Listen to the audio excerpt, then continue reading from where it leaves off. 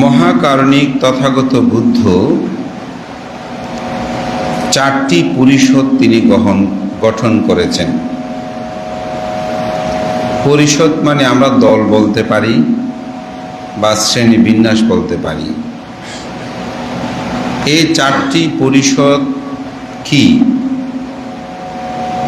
ভিক্ষু পরিষদ, ভিক্ষুণী পরিষদ, উপাসক পরিষদ এবং উপাসিকা পরিষদ। ভিক্ষু এবং ভিক্ষুণী পরিষদের শীল আলাদা বিষয়, আবার উপাসক উপাসিকাদের শীল সেটাও আলাদা একটা বিষয়। মহাকারণিক তথাগত বুদ্ধ একজন নির্বাণ প্রত্যাশী মানবকে তিনি এই চারটি ভাগে ভাগ করেছেন। এই চারটি ভাগে এক একটি পর্যায়ে এক একভাবে শীলের জীবনাচরণ প্রতিপালনে তিনি বিধান প্রদান করেছেন। একজন গৃহী, সাধারণ গৃহী তার জীবনে কোন কোন শীলগুলো পালনীয়, একজন ভিক্ষু বা ভিক্ষুণীর কোন কোন শীল পালনীয়, এই বিষয়গুলো তিনি ভাগ করে দিয়েছেন। কেন? এটাকে শ্রেণী বিন্যাস করেছেন, ছোট বড় করেছেন? আসলে তা নয়। নির্বাণ লাভ করতে হলে একজন মানুষের যে করণীয় কর্তব্য, সে করণীয় কর্তব্যের মধ্যে তিনি কিভাবে কোন পথে গেলে আগে তিনি নির্বাণটা সাক্ষাৎ করতে পারবেন, সে বিষয়ের উপর শ্রেণী বিন্যাসটা কিন্তু হয়েছে। যেমন আমাদের পরম শ্রদ্ধেয় সাধারণানন্দ মহাতেরো বনভান্তে ওনার একটি কথায় যে মানুষ কেন ভিক্ষু হবেন বা ভিক্ষুণী হবেন, যদি গৃহী জীবনে থেকেও নির্বাণ সাক্ষাৎ করা যায় তাহলে ভিক্ষু হওয়ার দরকার কি? ঠিক না? এটা তো এত সহজ জীবন নয়। ভিক্ষু জীবন খুব সহজ মনে করি, কিন্তু সহজ নয়। কেন সহজ নয় বানতে? দেখেন, প্রথম যদি ভাবেন, দুটো উদাহরণ শুধু দিই। প্রথম হচ্ছে তাকে কি সুন্দর চুলগুলো কেটে ফেলতে হয়। এই চুল এত প্রিয় মানুষের, এগুলো সহজে কর্তন করতে চায় না। একটা বাহ্যিক উদাহরণ দিচ্ছি। দ্বিতীয়ত, কত সুন্দর রং বেরঙের কাপড় চোপড় পরিধান করেন, একজন ভিক্ষু বা ভিক্ষুণীর পক্ষে সেটা সম্ভব নয়। আমার বয়সী যারা, তারা যদি 26 বছর আমার ভিক্ষু জীবনে, তারা কত ধরনের ডিজাইনের কাপড় চোপড় পরেছে, আর আমি এই 26 বছর পর্যন্ত আমার ফ্যাশন বা আমার ডিজাইন শুধু এক ধরনের। হয়তো কাপড় নতুন নিয়েছি, একটু লাইট ডিপ হয়েছে, কিন্তু কাপড় এক্ষেত্রে আমার ফ্যাশনের কোনো পরিবর্তন হয় নাই। এটাকে সহজ মনে করেন? এত সহজ নয়। কাপড়ের জন্য চিবদানে যায়নি, যে এই উদাহরণ আছে, নতুন কাপড় কেন পাইনি, চিবদানে যাব না। ঠিক না? আপনাদের স্বামী স্ত্রীর মধ্যে তো কত ঝগড়া হয়েছে, কোনো হিসাব নাই। নতুন কাপড় কেন দেননি, তোমার ভাইয়ের বিয়েতে আমি যাব না, তোমার বোনের বিয়েতে যাব না। ঠিক না? এই ধরনের কত দ্বন্দ্ব সংঘাত। তাহলে দেখেন, দুটো জিনিস মাত্র আমি দেখালাম একজন ভিক্ষুর জীবন, এটা কত কঠিন। তবে যদি তিনি নির্বাণ লাভিচ্ছুক ভিক্ষু হয়, তাহলে তার কাছে এই দুটি জিনিস কঠিন নয়। বানতে একবার বললেন কঠিন, এখন আবার বললেন কঠিন নয়। কার কাছে কঠিন নয়?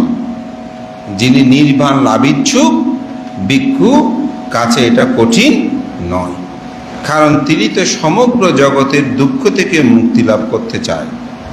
তো মুক্তি লাভের জন্য সামান্য এই চুল কাটাটা কোনো বিষয় নয়, এই সুন্দর কাপড় চোপড় এগুলো ত্যাগ করার কোনো বিষয় নয়, কারণ এগুলো তো অনিত্য ধর্ম। চুলও অনিত্য, যে ডিজাইন ফ্যাশনের কথা বলছি এটাও অনিত্য। তো এই 26 বছর আমার কাছে কোনো দুঃখ নয়, চুল কাটাটা আমার কাছে দুঃখ নয়, ওই রং বেরঙের কাপড় পরিধান না করাটা আমার কাছে দুঃখ নয়। কেন? আমি বলে নয়, পৃথিবীতে যে কোনো কেউ নির্বাণ লাভিচ্ছুক ব্যক্তির ক্ষেত্রে এটি দুঃখ নয়। তবে আমি কেন বলছি, কারণ ধর্ম বিনয়ী যখন এটাকে ভাগ করে বিশ্লেষণ করতে যাচ্ছি, সেক্ষেত্রে বলছি ভিক্ষু জীবনটা এত সহজ নয়, এটা কি কঠিন, লৌকিকভাবে কথাটা বলছি। তা আমাদের সুতরাং যেটা কঠিন, তো সহজে থাকতে গৃহী থাকতে যদি আমি নির্বাণ সাক্ষাৎ করতে পারি, এই কঠিন পথে কেন আমি আসব, এই কথাটা বোঝানোর জন্য আমি এই উদাহরণটা দিয়েছি।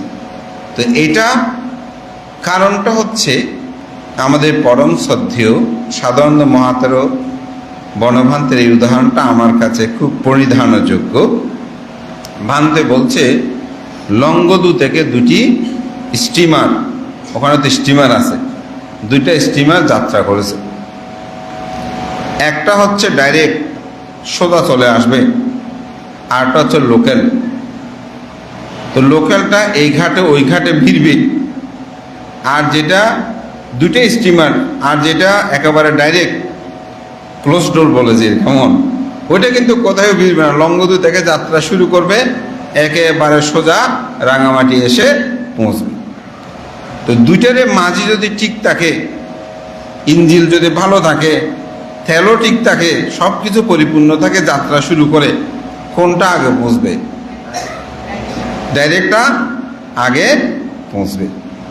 তো ভান্তে বলছে এই ভিক্ষু জীবনটা হচ্ছে এই ক্লোজ ডোরের মতো, লাল ভোট যেগুলো বলে, ওনাকে লোকাল এই ঘাটে ওই ঘাটে ভিড়তে হয় না, সোজা চলে আসতে পারে। আর যেটা লোকাল সেটা হচ্ছে গৃহী জীবনের মতো, এই ঘাটে ওই ঘাটে ভিড়তে হয়। বান্ধে কিভাবে ভিড়তে হয়? আপনারা যখন আজকে বিহারে এসেছেন, কালকে থেকে চিন্তা করছেন এখন ছেলে স্কুলে যাবে, কি করতে হবে, শাশুড়ি মা আছে কি করতে হবে, স্বামী আছে কি করতে হবে, বা স্ত্রী আছে কি করতে হবে, যারা স্বামীরা এখানে নিয়েছেন কেমন, হ্যাঁ, চাকরি থাকলে সেটা কি করতে হবে, ব্যবসা থাকলে সেটা কি করতে হবে, অনেক কিছু ভাবতে হয়েছে। এই ঘাটে ভিড়েছেন, এগুলো সব ঠিক করেছেন। তারপর আবার আসার সময় একতলা দোতলার নিচে কে আসে নাই, আসার সময় যদি না ডাকেন তাইলেও সমস্যা আছে, বলতে আমাকে একটু ডাকে নেই, তাই না, তাকে ডাকতে হলো, পাড়া পড়শি হলো ডেকে নিয়ে আসে। তাহলে এই ঘাট সেই ঘাটে ভিড়ে ভিড়ে তারপরে কি তাকে আসতে হবে। আর একটা ভান দেখে যদি বললেন বান্ধব মতো এরকম হয়েছে, শিবরটা পরিধান করে বের হয়ে গেছে, কাকে ডাকবে না ডাকবে কোনো হিসাব নেই। বান্ধের মতো আমরা কোথায় কত জায়গায় যাচ্ছি না, এত চিন্তা আছে, যেখানে ইচ্ছা সেখানে যাওয়া যায়। আপনি যেতে পারবেন? পারবেন। আপনার করণীয় কর্তব্যতা বেশি। এজন্য ভিক্ষু জীবন এবং গৃহী জীবন এই দুটির মধ্যে এখানেই পার্থক্য। গৃহী জীবনে করণীয় কর্তব্য বেশি, এই জন্য এটা নির্বাণে পৌঁছতে সময় লাগে। আর ভিক্ষু জীবন সেটা করণীয় কর্তব্য কম, তিনি তার আত্মসাধনায় নিজেকে নিমগ্ন রাখার সুযোগটা পায়। তবে ভিক্ষু হয়ে গেলে যে নির্বাণ পেয়ে যাবেন তা কিন্তু না।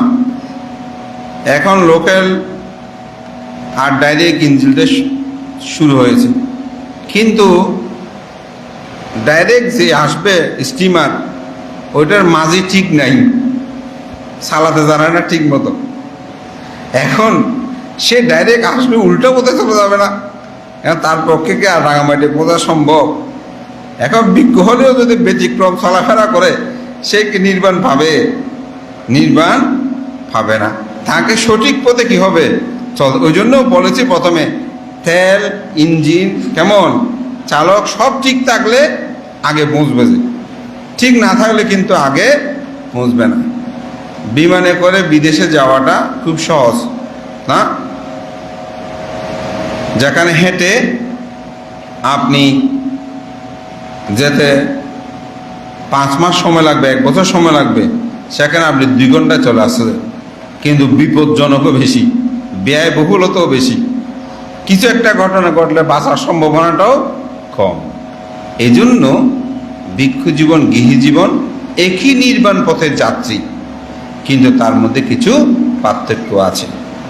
সেখানেই তথাগত সম্যক সম্বুদ্ধ একজন মানবকে প্রথম তার মনুষ্যত্ব বিকাশে প্রথমে 5টি শীল দিয়েছেন। এটা সবার জন্য প্রযোজ্য। এটা পৃথিবীতে হিন্দু, মুসলিম, বৌদ্ধ, খ্রিস্টান এটি বিভাজন নয়। সেই 5টি শীল কি আমরা পঞ্চশীল যাকে বলি। এই পঞ্চশীলে 5টা শীল পৃথিবীর সভ্যতায় বিকাশে প্রত্যেকটা মানুষের জীবনে এই পঞ্চশীলের প্রয়োজনীয়তা রয়েছে। এই জন্য আপনি দেখবেন ইউনেস্কো জাতিসংঘে এই পঞ্চশীলের প্রতি গুরুত্ব দেওয়া হয়েছে, এবং এই পঞ্চশীল যিনি পালন করবেন তিনি নির্বাণগামী বা নির্বাণ প্রত্যাশী একজন ব্যক্তি বলা যায়।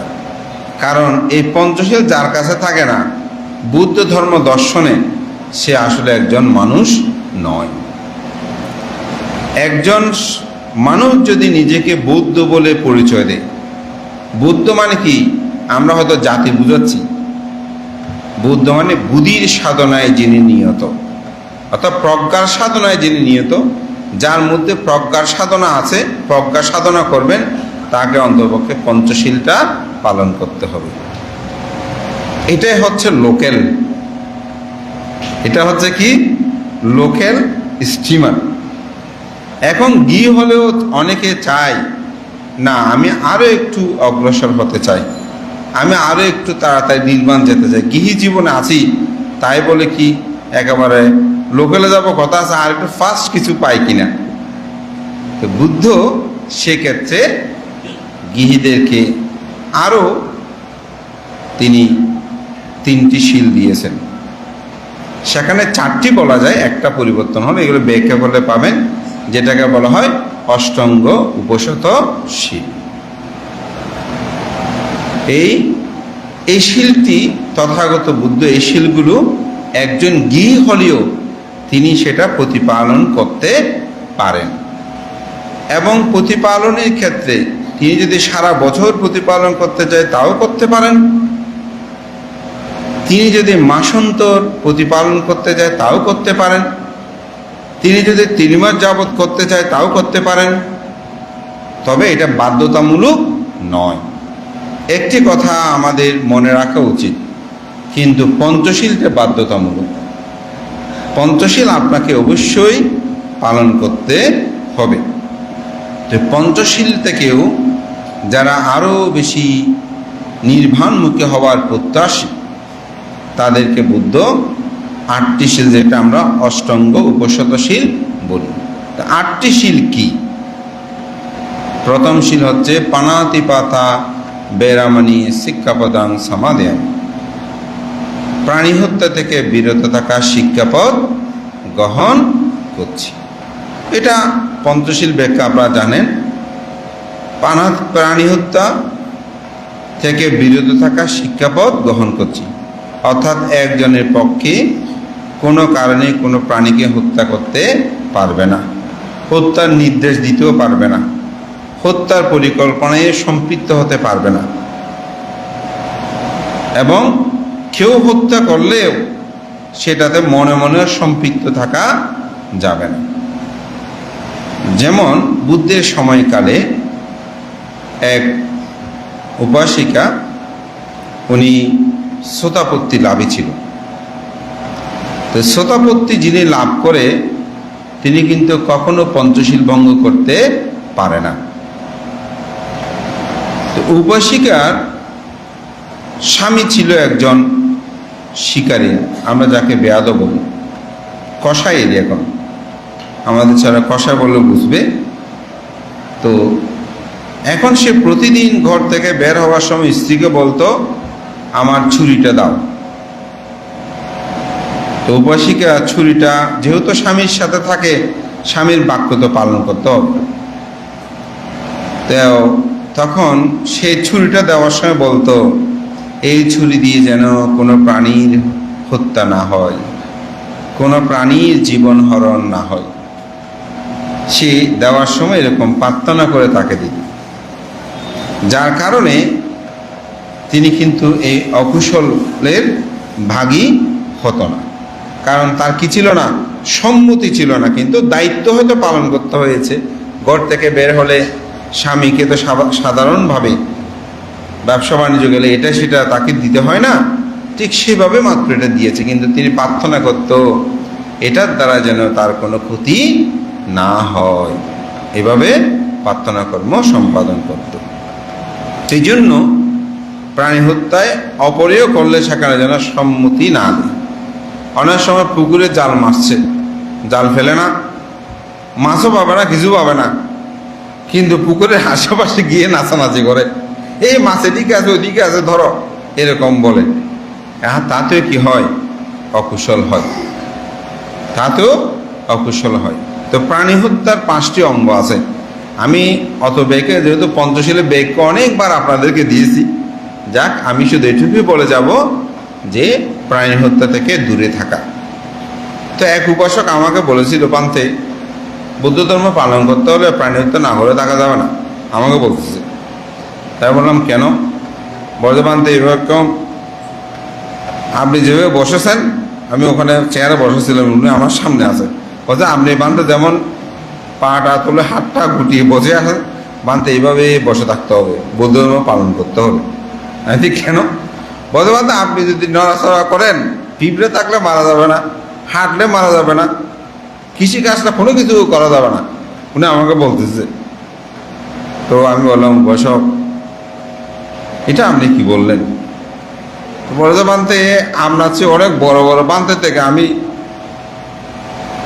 এগুলো জিজ্ঞাসা করেছি, কেউ আমাকে উত্তর দিতে পারে নাই, আপনি কি বানতে পারবেন, আমাকে এরকম বলে। তা আমি ওনার সাথে অনেকক্ষণ কথা হলো। তাই বললাম, উপাসক নড়াচড়া করলে এই প্রাণী হত্যা হয় না। প্রাণী হত্যার 5টি অঙ্গ আছে। কি কি? প্রাণী বলে জানা, এটা প্রাণী হতে হবে। হত্যা করার জন্য চেতন উৎপন্ন হতে হবে, হত্যা করার জন্য উদ্যত হতে হবে, এরপরে হত্যার জন্য প্রস্তুতি নিতে হবে, উদ্যত হয়ে হত্যা করতে হবে। হত্যা করার পরে এটা মরে যেতে হবে, যদি ওটা না মরে তাহলে প্রাণী হত্যা হবে না, মৃত্যু। এই 5টি অঙ্গ পরিপূর্ণ হলেই প্রাণী হত্যা হয়। তা আমি যখন হেঁটে যাচ্ছি, আমার উদ্দেশ্য হচ্ছে হেঁটে যাওয়া, তো ওখানে যদি কোনো প্রাণী মানে এই অঙ্গ পরিপূর্ণ হবে। তো উনি আমার পরবর্তীতে খুব ভক্ত হয়েছিলেন, আমাকে খুব ফাংটাং করতেন। ওনার কারণে আমি তিসরণ ও পঞ্চশীল একটা বই বের করেছিলাম। তখন আমি নবীন ভিক্ষু, বইটা বসে এখন কপি নাই, দেখি সামনে সুযোগ পেলে রিপিং করব। তো এখন ঘটনা হচ্ছে আমাদের সমাজে এখন যদি বলে একটা বুদ্ধমূর্তি তৈরি করব অনেক বড় 100 ফুট, সবাই দান করতে হুলস্থুল। আর যদি বলছি একটা বই প্রকাশনা করব, আপনি দাতা খুঁজে পাবেন না। আসলে বুদ্ধ ধর্ম যদি রক্ষা করতে হয়, জ্ঞানটা প্রদান দরকার না? বুদ্ধ তো দেখে চিত্ত প্রসন্ন হবে, এটা খারাপ না, কিন্তু এই বুদ্ধমূর্তি আপনাকে পানাদি পাতা বেড়ামণি শিক্ষা সমাধে বেঁকে দিতে পারবে? দিতে পারবে না। তো যে দানটা সবসময় আপনি পুণ্য লাভ করবেন, সে দানটা আমরা করতে চাই না। যার কারণে একটা বই আমাদের বের করা অনেক কঠিন, লিখলেও হয় না। অনেক সময় বের করা বইও অনেক সময় মানে বিভিন্ন বিষয় বিশ্লেষণ করে লিখবো, এটা হয় না। আমরা যে বই প্রকাশনা করি, যেটা সত্যি কথা, এগুলো অনেক কঠিন। দেখা লেখা এটা তো কঠিনই, এটার প্রকাশক পাওয়াটা অনেক কঠিন। কিন্তু যদি বলি 5000 বুদ্ধের ছবি ছাপাই দেন, মানে চলে আসে, ওখানে বুদ্ধ মুক্তি নির্মতে চলে আসবে। বিহারের টাইলস লাগানো মূলা দিয়ে আসবে, বিহার একটা ফ্যান দেন দিয়ে দেবে। এটা পুণ্য, এটা খারাপ না, কিন্তু এটার চেয়ে বেশি পুণ্য যদি আপনি ধর্মদানটা করেন। তো ধর্মদান কিভাবে? এই বই পুস্তক প্রকাশনার মাধ্যমে ধর্মদানটা করা যায়। এই একটা বই পড়ে যখন চিত্ত প্রসন্ন হয়, কেমন আমাদের একজন বসে এখানে আছে অপর্ণা, ওনার মেয়ে আমার একটা বই প্রকাশনা করেছে, তথাগত ভগবান বুদ্ধ। তো বইটা 1000 পিস করেছে, অনেকেই পেয়েছে, অনেকে হয়তো বই নিয়ে গেছে, ঠিক এখন সেলফে জমা আছে, বই হয়তো পড়ে নাই, কিন্তু অনেকে হয়তো পড়েছে। তো একজন বাতু, আমার একজন শিক্ষক, উনি আমাকে বলতে, ভান্তে আমি বুদ্ধের অনেক জীবনী বই পড়েছি, কিন্তু এই বইটা পড়ে ভান্তে আমার খুব ভালো লেগেছে, আপনার সাথে এই বইটা নিয়ে আমার একটা কথা বলতে খুব ইচ্ছে করেছিল, তাই তো বসে সুযোগ করে কথা হবে। ওখানেই আমি বসে ওনার কথা শোনার পর আস্তে আস্তে গাড়িতে ভাবতেছি আমার শ্রম সার্থক। আমাদের বৈশিকার প্রকাশক, ওনাদের প্রকাশনা সার্থক। বানতে কেন? একজন মানুষের হৃদয়ে বুদ্ধির শিক্ষা ওনাকে পূর্ণতা দিয়েছে, যে বলছে বানতে আমি বানতে অনেক জীবন, কিন্তু এটা আমাকে সবচেয়ে বেশি বানতে আমাকে জ্ঞান দান করেছে, আমাকে বুদ্ধকে আমি অন্যভাবে একটু উপলব্ধি করার আমার সুযোগ হয়েছে, এই জন্য ধর্মদান। তো আমি আমার বইটা শেষ হয়েছে, দেখি সুযোগ পেলে প্রকাশনা, ছোট বই একেবারে। এই উপাসকের কারণেই আমি তিসরণ সব পঞ্চশীল এই বইটা, তখন আমি নবীন ভিক্ষু, তখন আমি এই বইটা প্রকাশ করেছিলাম। তো ওখানে এইরকম প্রাণী হত্যাটা আসলে এত সহজ না, এমনি বললেই যে প্রাণী হত্যা হয়ে যাবে তা না, প্রাণী হত্যার অঙ্গ আছে, সেই জন্য বলছে প্রাণী হত্যা থেকে দূরে থাকা। দ্বিতীয় হচ্ছে অদত্ত বস্তু গ্রহণ থেকে দূরে থাকা। অদত্ত বস্তুর 4টা অঙ্গ আছে। এমনি এমনি ধরে নিয়ে গেলাম, এটা চুরি হবে না, এটা দ্রব্য হতে হবে। দ্রব্যটা চুরি করার জন্য মনে চেতন উৎপন্ন হতে হবে, দ্রব্যটা চুরি করার জন্য উদ্যত হতে হবে, তৃতীয়ত সেটা স্থানচ্যুত করতে হবে। এই 4টি অঙ্গ পরিপূর্ণ হলে সেটা চুরি হবে, আর নয়তো চুরি হবে না। যেমন এখানে 2টা মোবাইল, একটা আপনার একটা আমার। তো এখন আপনিটা আমাকে জমা দিয়েছেন, আপনারটা কম দামি, হয়তো আমারটা বেশি দামি। এখন নিয়ে যাওয়ার সময় আপনি চুজ করে আমারটা নিয়ে চলে গেলেন। এখন আমি কি আপনাকে চোর বলতে পারবো? এখানে 4টা অঙ্গ পরিপূর্ণ, 3টা অঙ্গ পরিপূর্ণ হয়েছে। জিনিসটা এটা দ্রব্য, তিনি হাতে নিয়েছেন, চেতনায় নিয়েছেন, তো আপনি নিয়ে গেছেন, কিন্তু ওনার মধ্যে চৌর্য চেতনা নাই। কি নাই? চোর যত চুরি করার চেতনা নাই, এটা তিনি ভুলে নিয়ে গেছেন, ওনার মনে করে নিয়ে গেছেন। 3টা অঙ্গ পরিপূর্ণ হলেও যেহেতু চৌর্য চিত্ত নাই, এটা চুরি হবে না, এটা চুরি হবে না। যেমন অনেক সময় স্যান্ডেল, একজনের স্যান্ডেল আরেকজনে নিয়ে যায়, এখানে বকাঝকা করে, যিনি নিয়ে গেছেন উনি যদি ভুলবশত নিয়ে যায় তাইলে হবে না, যদি আবার ইচ্ছে করে নিয়ে যায় তাহলে চুরি হবে। এই জন্য প্রাণী হত্যা থেকে বিরত থাকা, পরে চুরি থেকে বিরত থাকা, এটা দ্বিতীয় অষ্টশীলে। তৃতীয় পঞ্চশীলে এটা কামেসু মিচ্ছাচারা বলে, কিন্তু অষ্টশীলে গিয়ে এটাকে বলছে আব্রহ্মচারিয়া বেরামণি, ব্রহ্মচর্য জীবনযাপন করা। তো ব্রহ্মচর্য জীবনযাপনে নিজের স্ত্রী স্বামীও তারা সংসার ধর্মে অবিরমিত হতে পারবে না, তাদেরকে সম্পূর্ণরূপে পঞ্চ ইন্দ্রিয় ভোগ এগুলো থেকে দূরে থাকতে হবে। এই আসক্তি থেকে তাদেরকে কি থাকতে হবে? দূরে থাকতে হবে। তারা ব্রহ্মচর্য জীবনযাপন প্রতিপালন করবে। যেমন মহাকাশ্যপের জীবনে তার স্বামী, তারা এসছে তার গৃহী জীবনে, তো তাদের দুজনেরই বিয়ে হওয়ার কথা, কিন্তু তারা দুজনেই জন্ম থেকে ব্রহ্মচর্য জীবনের প্রতি ধাবমান ছিল। তারা ধনী পরিবারের ছিল, স্বামী স্ত্রী দুজনেই। তো পত্র লিখেছে যখন বিয়ে ঠিক হলো, তো পত্র লিখেছে যে আমি ব্রহ্মচর্য জীবন যাপন করি, আমার পক্ষে গৃহী জীবনে যুক্ত হওয়া সম্ভব নয়, আপনি আমাকে নিয়ে কোনো আশা ভরসা থাকলেও সেগুলো পরিত্যাগ করেন, এই বিয়েতে আপনি রাজি হবেন না, আমি মা বাবার কারণে কিছু বলতে পারছি না। এরকম করে স্বামী চিঠি দিল, তাদের বিয়ে হওয়ার আগেরই। তো পত্র বাহক যে, সে কিছুদূর গিয়ে চিঠিটা পড়ে সে বলল তোমাকে আমি খুব পছন্দ করে মুখ সমুখ করে দিয়ে দিছে।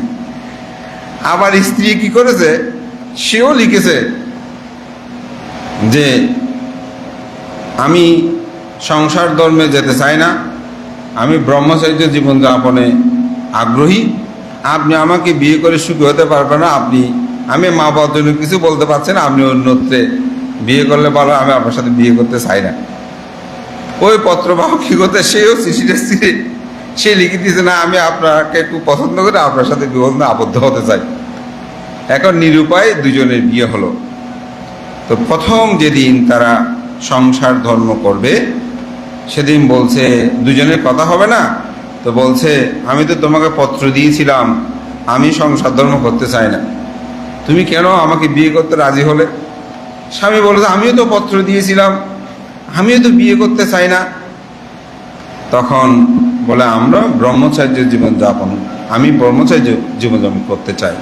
ওদের ঠিক আছে, তাহলে আমাদের ব্রহ্মচর্য জীবন পরীক্ষা হোক। তো একই শয়নে খাটে একটি ফুলের মালা দিয়ে দিলেন লম্বা করে। ওদের এটা যার দ্বারায় এই মালাটা মলিন হবে তিনি ব্রহ্মচর্য রক্ষা করতে পারেনি বলে প্রতীয়মান হবে। একটা ফুলের দিয়ে দাগ দিলেন, দুজন দুই পাশে রাত্রি যাপন করলেন। দেখা গেল কারো দ্বারা এই ফুল মালাটা কি হয় নাই, মলিন হয় নাই। তখন কি অনেক দিন তারা এভাবে ছিল। এখন তাদের সন্তান আদি হচ্ছে না, বিভিন্ন জনের বিভিন্ন কথা বলছে। তো বলে যে আমরা তো সংসার ধর্মে থাকলে সন্তান না হলে মানুষের বিভিন্ন কথা বলবে, ওদেরও পাপ হবে, যেহেতু আমরা ব্রহ্মচর্য জীবন পালন করছি। হয়তো চলেন আমরা দুজনে পালিয়ে যাই। তো তারা দুজনে পালিয়ে গেল। পালিয়ে যাওয়ার পর কিছুদিন এক জায়গায় যখন তারা থাকতেছে স্বামী স্ত্রী দুজনে, এখন সবাই স্বামী স্ত্রী রূপে তাদেরকে গ্রহণ করে নিচ্ছে, বিভিন্ন কথা বলছে। তাতেও তো তাদের মঙ্গল হবে না। মহাকারণিক তথাগত বুদ্ধ তখন সমগ্র পৃথিবীতে ধর্ম প্রচারে জয় জয়কার অমিত সুধা তিনি বিতরণ করছেন। তখন একজন বুদ্ধের কাছে চলে গেলেন, আরেকজন ভিক্ষুণীর কাছে, ভিক্ষুণীর পরিবার আছে, সেখানে গেলেন। তারা দুজনেই সেখানে অরহত্ত মার্গ জ্ঞান লাভ করলেন। তো সেটার অনেক কাহিনী, এগুলো কে কেমন এগুলো বলতে গেলে অনেক কথা। আমি শুধু বললাম ব্রহ্মচর্য জীবনটা কেমন, অর্থাৎ কায়ু সংযত, বাক্য সংযত, মন সংযত, এই ত্রিবিধ সংযত করে ব্রহ্মচর্য জীবন প্রতিপালন করতে হয়। ঠিক সেভাবে এই অব্রহ্মচারিয়াশীলটা এটা খুবই গুরুত্বপূর্ণ। এটা চক্ষু সংযম করতে হবে, ঘ্রাণ সংযম করতে হবে, স্পর্শ সংযম করতে হবে, জিহ্বা সংযম করতে হবে। এগুলো সব আপনাকে সংযত করে চলতে হবে। আগে আমাদের এখানে ধর্ম তো সকলে কথা বলবে না, কথা বলবেন না বলতে হতো, এখন সেটা বলতে হয় না, এই বাক্য সংযত। এভাবেই অব্রহ্মচারী এসে এক কথায় কামসুখ থেকে, সংসারে কামসুখ থেকে একেবারে দূরে থাকা। এরপর চতুর্থ হচ্ছে কি, মুসাবাদা বেরামানি শিক্ষাপদাং সমাধানী, অর্থাৎ মিথ্যা কথা বলা থেকে দূরে থাকা। তো মিথ্যা এটা 4 প্রকার। ভেদকথা,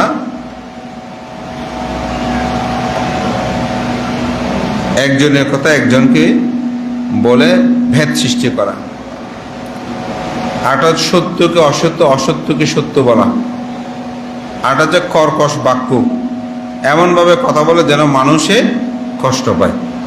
ভালো বললো কিছু কিছু মানুষ কি হয়, কষ্ট পায়, মানে এমনভাবে কথা বলে যেন আরেকজনের মনে কষ্ট উৎপন্ন। এমন মানুষ আছে না, আমাদের মধ্যে অনেক আছে। একবার একজনকে এরকম ফোন দিল, এরকম আমার কাছে বাঁধে, লোকটাকে তো ফোন দিতে বললাম, উনি তো কথা বলতে কীরকম, আমি দেখেন উনি মানুষ ভালো, কিন্তু ওনার কথাগুলো সেরকম যে, তাই না? তো এটাতে কর্কশ বাক্য, অর্থাৎ মনে কষ্ট পায়, ভীষণ বাসা।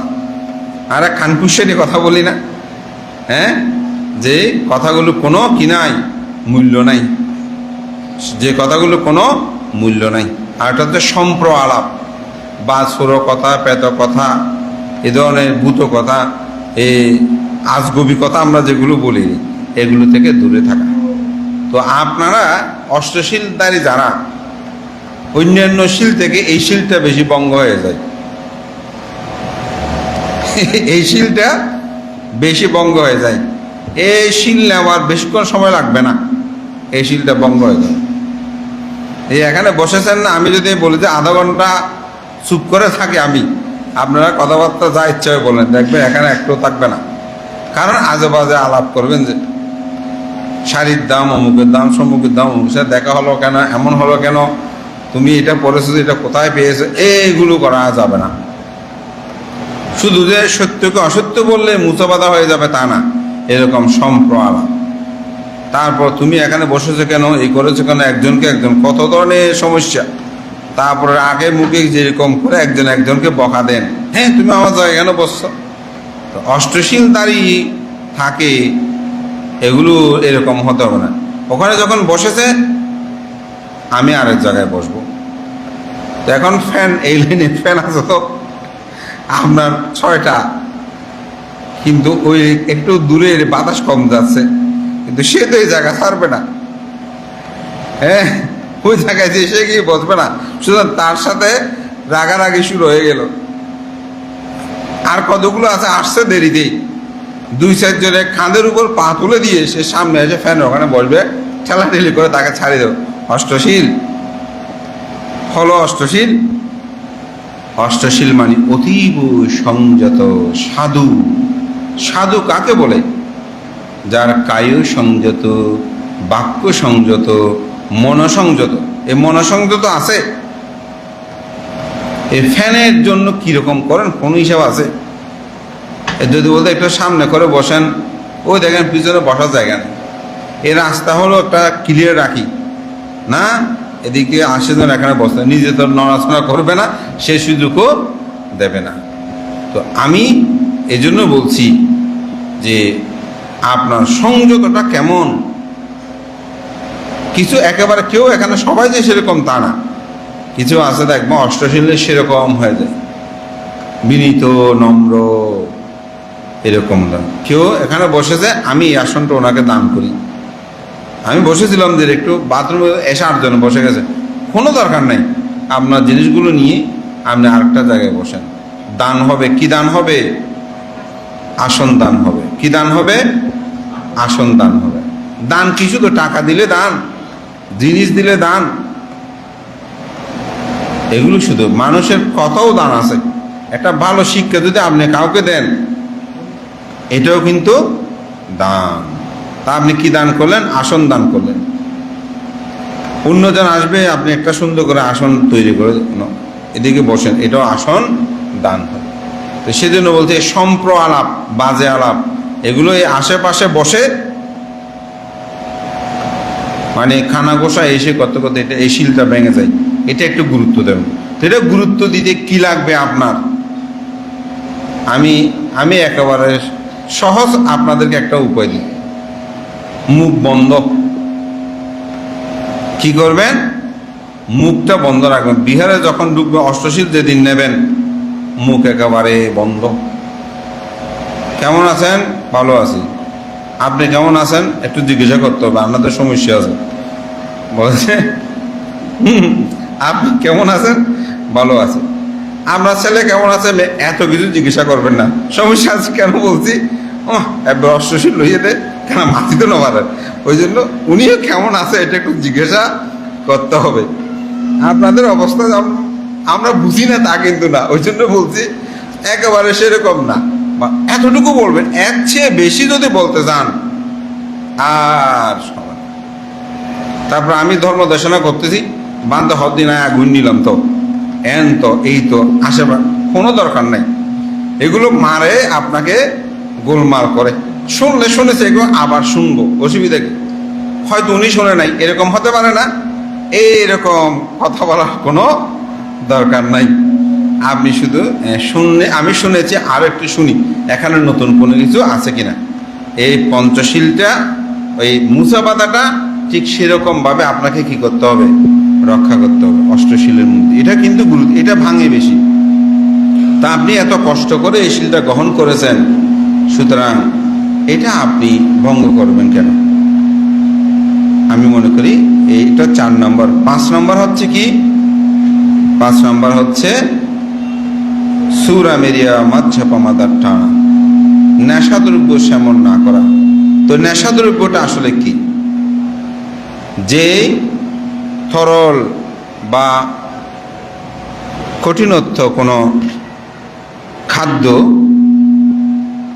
মানুষের মস্তিষ্ককে বিকৃত করে, মাতাল করে, আমরা যে কথা বলি, এটাই হচ্ছে সুরা মেরিয়া মাজ্জা পামাদারটা, নেশাদ্রব্য সেবন। যেগুলো সেবন করলে, যে গাঁজা আছে না, বিভিন্ন কিছু, হ্যাঁ, এখন বা নতুনত্বের বিভিন্ন, শুধু মদ বলে না, এখন বিভিন্ন কিছু সৃষ্টি হয়েছে।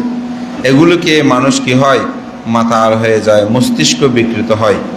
এগুলো থেকে বিরত থাকা, এটারও কিন্তু অঙ্গ আছে। মিথ্যা কথারও কিন্তু অঙ্গ আছে, ওইটারও 4 প্রকার অঙ্গ। কিন্তু অঙ্গ টঙ্গ বলতে গেলে অনেক সময় লাগবে, আমি সেগুলো বলি, এগুলো মোটামুটি বুঝবেন।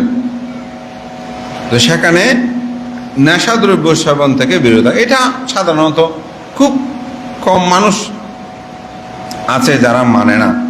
আমাদের এখানে প্রায় মোটামুটি মানে, যারা অষ্টশীল স্বাভাবিকভাবে মদ্য পান, তো এটা সহজে ঘটে না।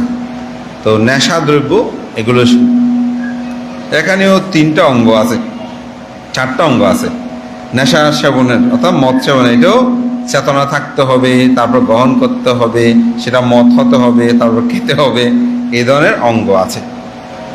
এটাও দূরে থাকা। 6 নম্বর হচ্ছে কি? মালা গান্দা বিলি পানা ধারণা মান্ডানা বা বিকালা বোঝানা।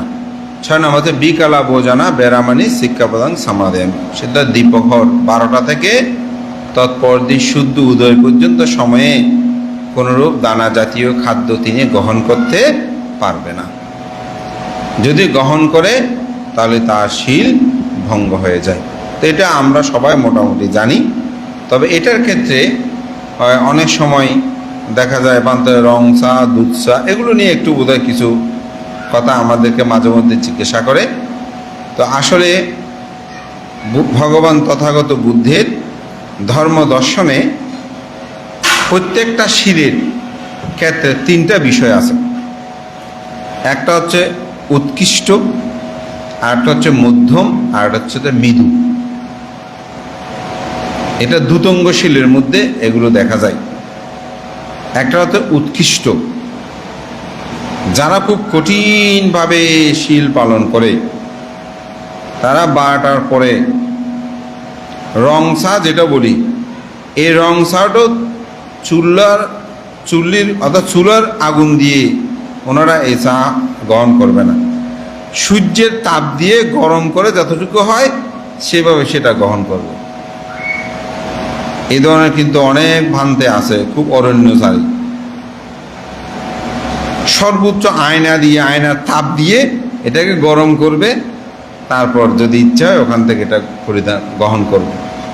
এটা একবারে উৎকৃষ্ট। মধ্যম যদি বলি, যারা একেবারে দুধ গং, শুধুমাত্র লিকার, আমরা যেটা রং চা বলিয়ে দিই, শুধু সেটা তিনি হয়তো চুলা দিয়ে গরম করে কেউ দিলে এটা গ্রহণ করে, এটা মধ্যম। আরটা হচ্ছে মৃদু, নির্দিষ্ট না মৃদু, যেটা হয়তো একটু দুধ চা দিল। তবে আমি যেটা বলি, যেহেতু আপনারা উপসর্শীল গ্রহণ করেন হয়তো সপ্তাহে একবার, তো সেক্ষেত্রে আপনারা একেবারে রং চাটা গ্রহণ করলে ভালো। আর বেশি খিদা হলে তো জুস আছে, আমের জুস আছে, বা বিভিন্ন জুসগুলো আপনারা ওগুলো খেতে পারেন। আবার একটা বিষয় আছে, বানতে 5 মিনিট আগে খেতে বসলে হয়ে যাবে। অনেক সময় খেতে বসেছে না, 5 মিনিট বাকি আছে, 12টা বেজে গেছে, এরপরেও খাচ্ছে। বর্তমান 2 মিনিট আগে বলেও যাবই না। যখন আপনি 12টা বেজে গেছে জানবেন, মন বলবে যে বেজে গেছে, তখন খাওয়া বন্ধ করতে হবে। তখন খাওয়া বন্ধ করতে হবে। আর আপনি বসেছেন, মন বলছে না এখনো বাজে নাই, কোনো ক্রমে হয়তো ঘড়ি বেজে গেছে অথবা 12টা পার হয়ে গেছে, কিন্তু আপনার মনে বলতেছে যে না এখনো পার হয় নাই, তাহলে আপত্তি হবে না। কিন্তু কেউ যদি বলে দেয়, আমাদের দায়িত্বে কতগুলো মাস্টার আছে, আমি দেখেছি, আমরা খাচ্ছি আমাদের মতো করে, বানতে 12টা বাজে গিয়ে শেষ। আমি অনেক বয়োজ্যেষ্ঠ পান্তে দেয়, অনেক সময় ওনাদের খেতে একটু সময় লাগে, তো হয়তো ওনারা খাচ্ছে যে টাইম দেখে নাই, ওটা বলার সাথে সাথে মুখে ছিল দোকান থেকে বের করে ফেলে দিয়েছে, আর খায়নি। তো বানতে আমরা কি বান্তেদেরকে 12টা পার হয়ে গেলেও বলবো না, সেটা বুদ্ধিমানের কাজ হচ্ছে কি, যেহেতু ভান্তারা খেতে বসেছেন, খাচ্ছেন, টাইমটা আর আমার বলার দরকার নেই, ওনারা হয়তো 2-4-5 মিনিট আগে পিছিয়ে হয়। তো এই ক্ষেত্রে এই জন্য টাইম টাইম বেশি নাই, তাড়াতাড়ি এখন দরকার নাই, খেতে বসেছেন ওনারা, ভান্তারা এটা নিজেরা নিয়ম অনুসারে। যেমন আমরা অনেক সময় দেরি হয়ে গেলে যখন দেখতেছি যে ঘুরে এখন তো 12টা, আমরা ফ্রুটগুলো নিয়ে আর হয়তো আমরা গ্রহণ করছি না, নিয়ে নিয়েছে কিন্তু আর খাচ্ছি না আমরা, তাই না? এই জন্য আপনারাও যখন অষ্টশীল গ্রহণ করবেন, ওই টাইম যদি পার হয়ে যায় খাওয়াটা বন্ধ করে দেবেন। এটা হচ্ছে বিকালা ভোজনা, বেরামানি সে বিকালা ভোজন থেকে।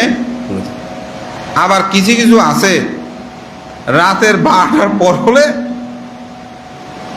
খাওয়া যায় বলে, অথবা রাতের 12টা ফারলি গেলে না হাইতে, হ্যাঁ আমাদের বসে গেলে একটা হাই বল।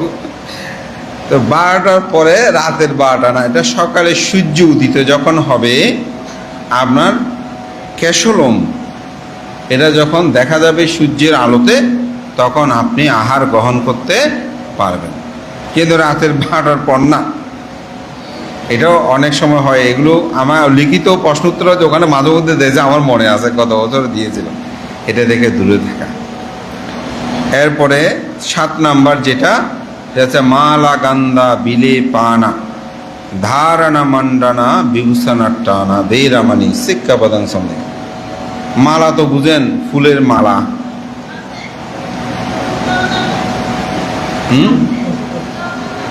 ওষুধ খাওয়া যাবে, ওষুধ খাওয়া যাবে, হ্যাঁ ভালো কথা, ওষুধটা কিন্তু খাওয়া যাবে, ওষুধ এটা অবশ্যই সেবন করতে পারো, কারণ ওটা ওষুধটা আমরা ভিক্ষু সংঘদেরও এটা বিধান আছে, কারণ ওষুধ আপনি খেতে পারবেন, ওষুধ খেতে পারবেন না এটা কোনো কথা, কারণ চতুর্প্রথম ওষুধ একটা, এটা বৈকালিক বৈষজ্য। কেন খেতে পারবে আরেকটা স্পষ্ট বলি, আপনারা যখন মধু পূর্ণিমা দিন ওষুধ দান করেন না, এটাকে সকালে দান করেন নাকি বিকেলে দান করেন? সাধারণত বিকালে দান করেন। কেন? এটা বৈকালিক বৈষজ্য সংবাদানের সাথে সম্পৃক্ত, অর্থাৎ ওষুধ আপনি খেতে পারবেন, মধু খেতে পারবেন, এগুলো যেগুলো বৈকালিক খাওয়া ওগুলো আপনি খেতে পারবেন। তো মালা গান্ধা, মালা মানে মাল্যু, মালা ফুল, এগুলো মাথায় খোপায় বিভিন্ন জায়গায় দেয় না, এগুলো পরিধান করতে পারবেন না।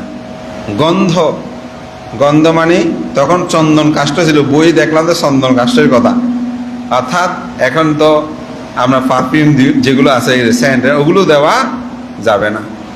বিলে পানা, বিলোপান, এই যে শরীরে বিভিন্ন দ্রব্যাদি লেপনাদি করে বিলে পানা, মালা গান্ধা বিলে পানা ধারণা মণ্ডনা, মণ্ডিত করা, মণ্ডন করা, মণ্ডন করাটা অনেকটা গায়ে মালিশ করে না, এগুলো করা যাবে না। আমার গাটা একটু চিবিয়ে দাও, অমুক করো, এগুলো কিন্তু করা যাবে না। অনেক সময় এগুলো মানে আরাম খুঁজেরই, এগুলো কিন্তু করা যাবে না। কাউকে বলে আমার পাটা টিপে দাও, মুখ করে দাও, মর্দন করা আর মানে চিবানো, এগুলো করা যাবে না। বিভূষণার ঠানা, বিভূষিত করা, এই যে সোনা পাউডার দিয়ে তাকে আলঙ্কিত করা, এগুলো করা যাবে না।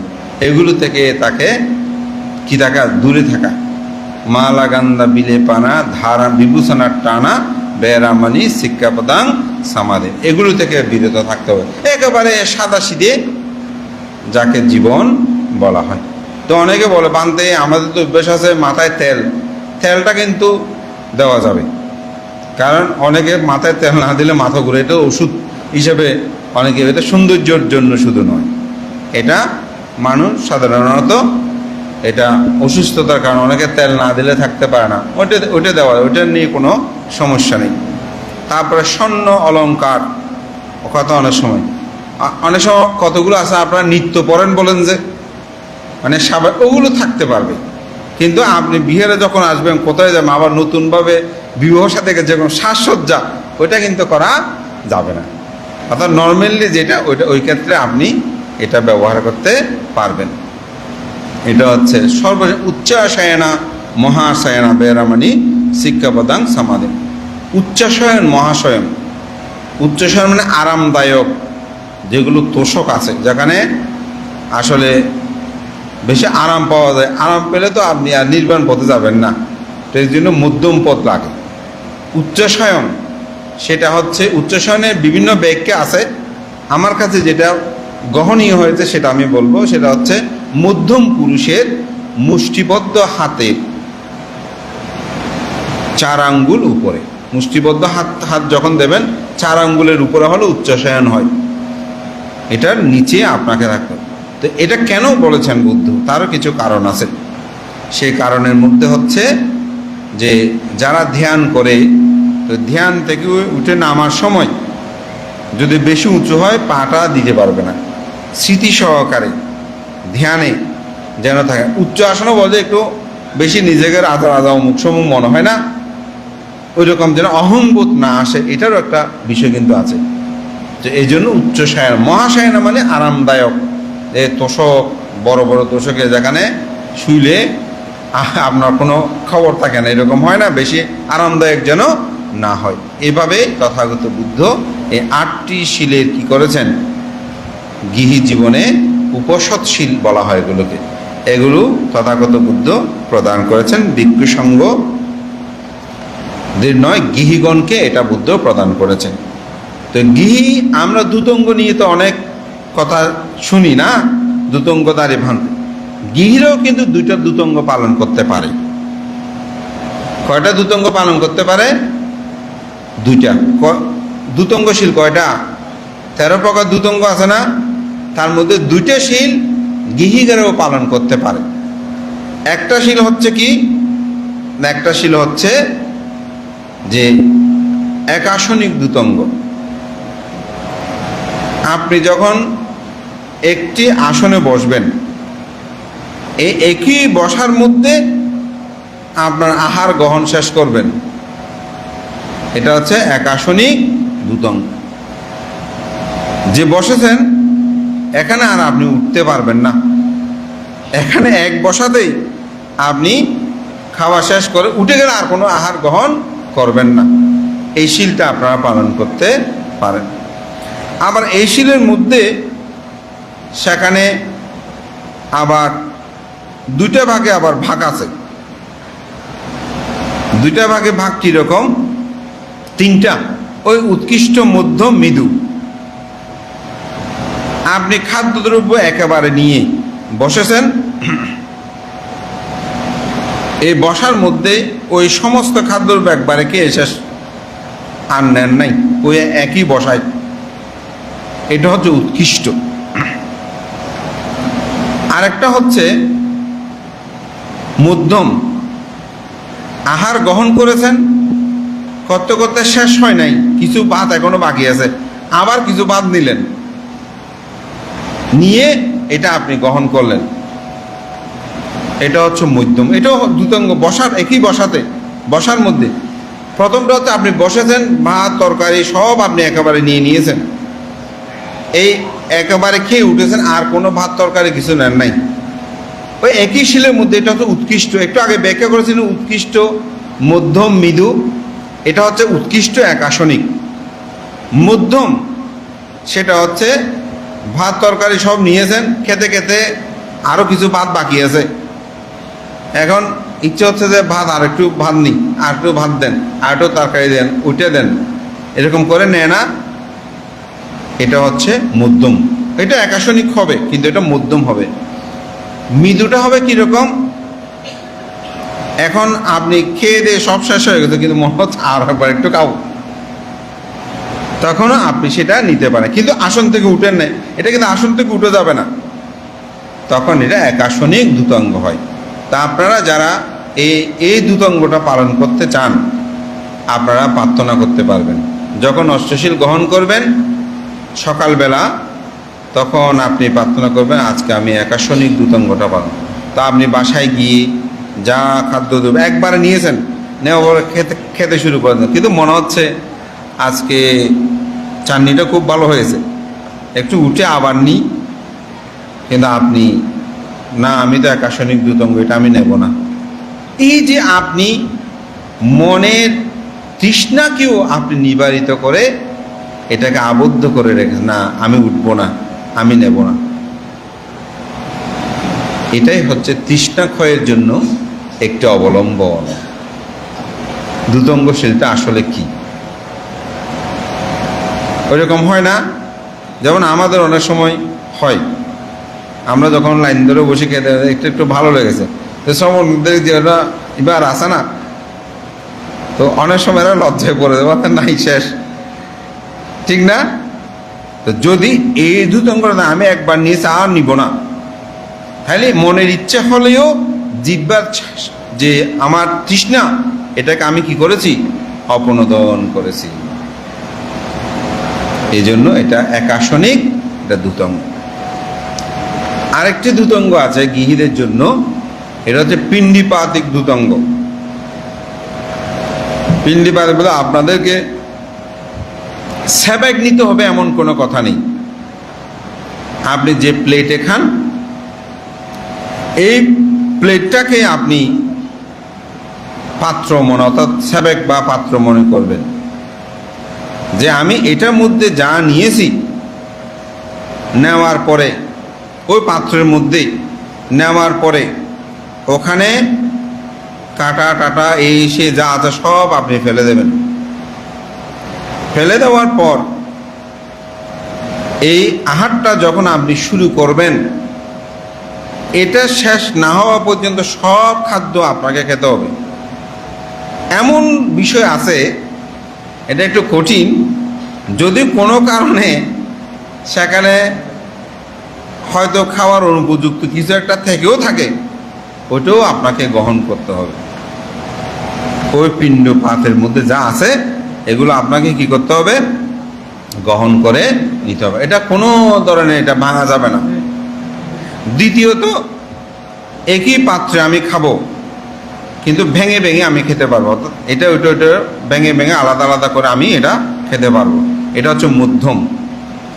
আর হচ্ছে মৃদু, যা খেয়েছে উৎকৃষ্ট কিছু থাকলেও থাক, কিন্তু আমি যে থালাটা অধিষ্ঠান করেছি এটা ছাড়া আমি অন্য কোনো থালাতে দিয়ে অন্য কোনো পাত্রে আমি আর আহার গ্রহণ করব না।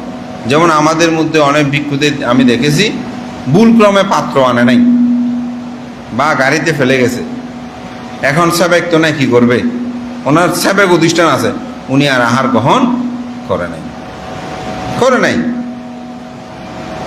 শুধু উনি, আমার জীবনে হয়েছে, আমি এরকম কিছুদিন আসলে ছিল এক সময় স্বয়ং আর গ্রহণ করি না, এমনি হয়তো সামান্য ফ্রুট এসে কিছু খেলো না খেলো নাই। আমাদের মধ্যে এরকম অনেক বিক্ষোভ লোকালয়ে আছে, ওই পাহাড় জঙ্গলে দ্রুতাঙ্গ অতটুকু যেতে হবে না, এখানেও আছে, ওনারা প্রকাশ করে না। আমাদের মহামান্য ত্রয়োদশ সংঘরাজ ডক্টর জ্ঞানশ্রী মহস্তের মহোদয় বলেন তো, আজীবন খেয়েছেন, কিন্তু কোনোদিন বলেছে আমি দ্রুতাঙ্গ? কোথায় আগে পিছিয়ে লিখেছেন? না।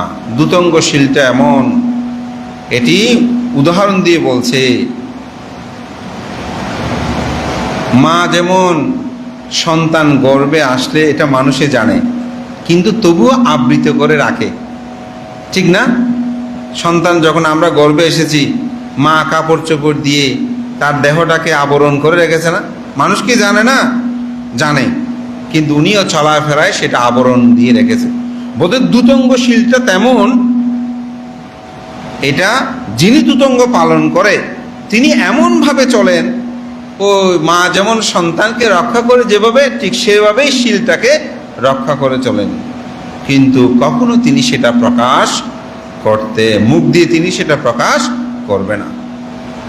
যেমন কোনো মা যদি মাতৃ সন্তান করবে, উনি কি বলে আমি সন্তান ধারণ করতে, এরকম কেউ বলবে না। তো এটাই হচ্ছে দ্যুতঙ্গ। আমরা অনেক কিছু বুঝি না, বড়ুয়া তো বুড়ারাই জাতি ধর্ম যেটা সত্যি জানারও চেষ্টা করে না। বুদ্ধের সময়কালে অসংখ্য উদাহরণ, একই বন্ধু একসাথে 12 বছর কি 30 বছর, আমার বছরটা মনে নাই, সে নিজে জানে না তার বন্ধু সেই দ্যুতঙ্গ পালন করে। তো একদিন মানুষ থেকে যখন শুনেছে, বলতেছে যে বন্ধু তুমি নাকি শয়ন আসন করো না, অর্থাৎ শোয় না, বসার মধ্যেই দিন চলে যায়। যেমন আমাদের শ্রদ্ধেয় বর্তমান যিনি সঙ্গরাজ, মহামান্য সঙ্গরাজ শ্রদ্ধেয় শাসনস্থ ধর্মপ্রিয় মস্তের মধ্যে, আমি দুপুরে কোনোদিন ওনাকে ঘুমাতে মানে শুইতে আমি দেখিনি। তিনি যেখানে গিয়েছেন বসা, ঘুমালেও যদি মনে করি ঘুম যায়, স্মৃতি উঠে ওনার ব্যাপার, কিন্তু আমি দুপুরে ওনাকে ঘুমাতে আমি দেখিনি। এই চেয়ারের মধ্যে এরকম বসে, যেরকম এরকম থাকবে। এটাকে বান্দার অধিষ্ঠান কিনা আমি জানি না, বয়ও জিজ্ঞাসা করি না কোনোদিন, কিন্তু আমি আমার এখানেও ফাঁঙে অনেকবার এসেছে না, আমি বান্ধাকে ওই বান্ধা একটু বিশ্রাম করেন না, তো কোনো ক্রমে আমার রুমে নিয়ে গেলেও এই খাটের মধ্যে দেখলাম যে এরকম করে বান্ধে বসে আছে। তো দুপুরে উনি কখনো পিঠ বাজায়নি। তো বুদ্ধের সময়কালে এরকম অনেক বলছে বন্ধু তুমি নাকি শয়ন আসন করো না, অর্থাৎ শো না তুমি। তো বন্ধুকে এটা বুঝাতে না দেওয়ার জন্য 12 বছরের, কমপক্ষে 12 বছর কি 30 বছর আমার ঠিক মনে পড়ছে না, তবে 12 বছর হবে কমে, সে শুয়ে গেছে, কোনো উত্তর না দিয়ে শুয়ে গেছে, যাতে আমার বন্ধুও না জানে আমি যে দ্যুতঙ্গটা পালন করি। তো যাই হোক, আমি যে কথাটা বলছিলাম, আপনারও এই দুইটা এখানে দ্যুতঙ্গ আছে, এগুলো সহজ মোটামুটি, এগুলো আপনি অধিষ্ঠান করতে হবে, এটা অধিষ্ঠান করতে হবে। তো অষ্টশীল শুরুটা কি করতে হবে? আপনি যেদিন অষ্টশীল নেবেন তার পূর্বের দিন থেকে আপনি সংকল্প করবেন, আমার এই কাজগুলো করতে হবে, রান্না করতে হবে, অমুক করতে হবে, সমুক করতে হবে, এগুলো সব আপনি আগের দিন ব্যবস্থাপনা করে যদি করতে পারেন এটা উত্তম। আমাদের মহা আচার্যগণ যে গ্রন্থগুলো ওনারা আমাদেরকে প্রদান করেছেন, সেখানে বিভিন্ন বই আমি দেখলাম যে পূর্বের দিনের একটা প্রস্তুতির কথা বলেছেন। সেই প্রস্তুতিটার মধ্যে হচ্ছে কি, আপনি শীল গ্রহণের পূর্বে রান্না বান্না, স্বামী স্ত্রী পুত্র কন্যা বা স্বামীর প্রতি যে দায়িত্ব কর্তব্য, এগুলো সব আপনি আগের দিন শেষ করে ফেলবেন। ফেলার পরে ভোরবেলা যখন সূর্য উদিত হয় তখন আপনি অষ্টশীলটা গ্রহণ করে নিতে পারেন বিহারে আসার আগে। বান্ধে কিভাবে? আপনি শুধু একটা বাক্য বলতে হবে, আর্য মে বুদ্ধ পায়াত্তা আট্টাঙ্গা উপাসত শিলাং আদিত্যান। যদি পালি না বলেন, বাংলাতে বলবেন বন্দনা করে, আজকে আমি অষ্টাঙ্গ উপাসতশীল গ্রহণ করছি 3বার। বাংলাতে তো বলতে পারবেন, সিডেঙ্গে তো অনহল আয় আজ অষ্টশীল গ্রহণ করি শেষ। এটা হচ্ছে অধিষ্ঠান, এটা আপনি ভোরবেলা করে ফেলবেন, তখন থেকে কিন্তু এটা পূর্ণতা। তারপর বিহারে আসবেন, যদি কাছে কোনো কারণে যদি বিহারে আসতে না পারেন, কোনো কারণে, এখন তো অনলাইনে অনেকে নিচ্ছে, সেটাও যদি না পারেন, আপনি বুদ্ধের সম্মুখে গিয়ে, চৈত্যের সম্মুখে গিয়ে, বুদ্ধিবৃক্ষের সম্মুখে গিয়ে, অথবা কোনো কিছু নাই, বুদ্ধ মূর্তিও নাই, বুদ্ধিবৃক্ষ না কোনো, আপনি বুদ্ধ ধর্ম সংঘকে স্মরণ করে আপনি নিজে নিজে বই পড়ে পড়ে অষ্টশীল আপনি গ্রহণ করতে পারেন। মুখস্থ জানলে তো আপনি মুখস্থ গ্রহণ করেন, এটা আপনার অষ্টশীল গ্রহণ হয়ে যাবে। এবং তৎপরের দিন তো এখানে অব্রহ্মচারিয়ে একটু বলি, সেটা হচ্ছে আপনি এখন তো আমাদের সোশ্যাল মিডিয়া, আমাদের সবার কাছে অ্যান্ড্রয়েড সেট আছে, মোবাইল আছে। তো মোবাইলে আপনি সময়টা গান বাজনা এগুলো একটু না দেখে আপনি এখন মোবাইলে সূত্র আছে, ধর্মদেশনা আছে, আপনি ওগুলো দেখবেন। নিজের চিত্ত চঞ্চল হয় সেদিকে আপনি না গিয়ে আপনি সূত্রপাঠ ধর্মদেশনা এগুলো আপনি দেখবেন। মোবাইল একেবারে রেখে দেবেন সেটা আমি বলবো না, কারণ ভালো জিনিসগুলো আছে ওগুলো আপনি দেখতে পারেন। গান এটা খারাপ জিনিস তাও না, ওটা পঞ্চশীলে বুদ্ধ গানটাকে নিষেধ করে নাই। আমার মাঝে মধ্যে খুব অবাক লাগে, বুদ্ধ মানে অচিন্তনীয় যে গুণের কথা বলেছেন, আসলে অচিন্তনীয় গুণ, এটি আপনি পরিমাপ করে শেষ করতে পারবেন না। আমি একদিন হঠাৎ আমার দৃষ্টি আসলো যে বুদ্ধ গান বাজনাগুলো সিগালো বা সূত্রের মধ্যে অনুৎসাহিত করেছেন, কিন্তু পঞ্চশীলে কেন বুদ্ধ নিষেধ করে নেয়? কারণ সংসার ধর্মে যদি থাকেন, গান বাজনা নাচ গীত এগুলো থাকবে, তো এগুলো যাতে সংযম হয়, এগুলো যেন নিয়ন্ত্রণ হারা না হয়, সেজন্য বলতে সপ্তাহে একদিন এগুলো থেকে দূরে থাকতে হবে। অসাধারণ না? আপনি দেখেন এগুলো আপনি ছাড়তে পারবেন না, বুদ্ধ এটা জানেন, সেজন্য বুদ্ধ নিষেধ করে নাই, কিন্তু বলছে একটা দিন তুমি এগুলো থেকে দূরে থাকবে। তো একটা দিন যখন দূরে থাকবে তিনি নেশাগ্রস্ত হবেন? হবে না তো।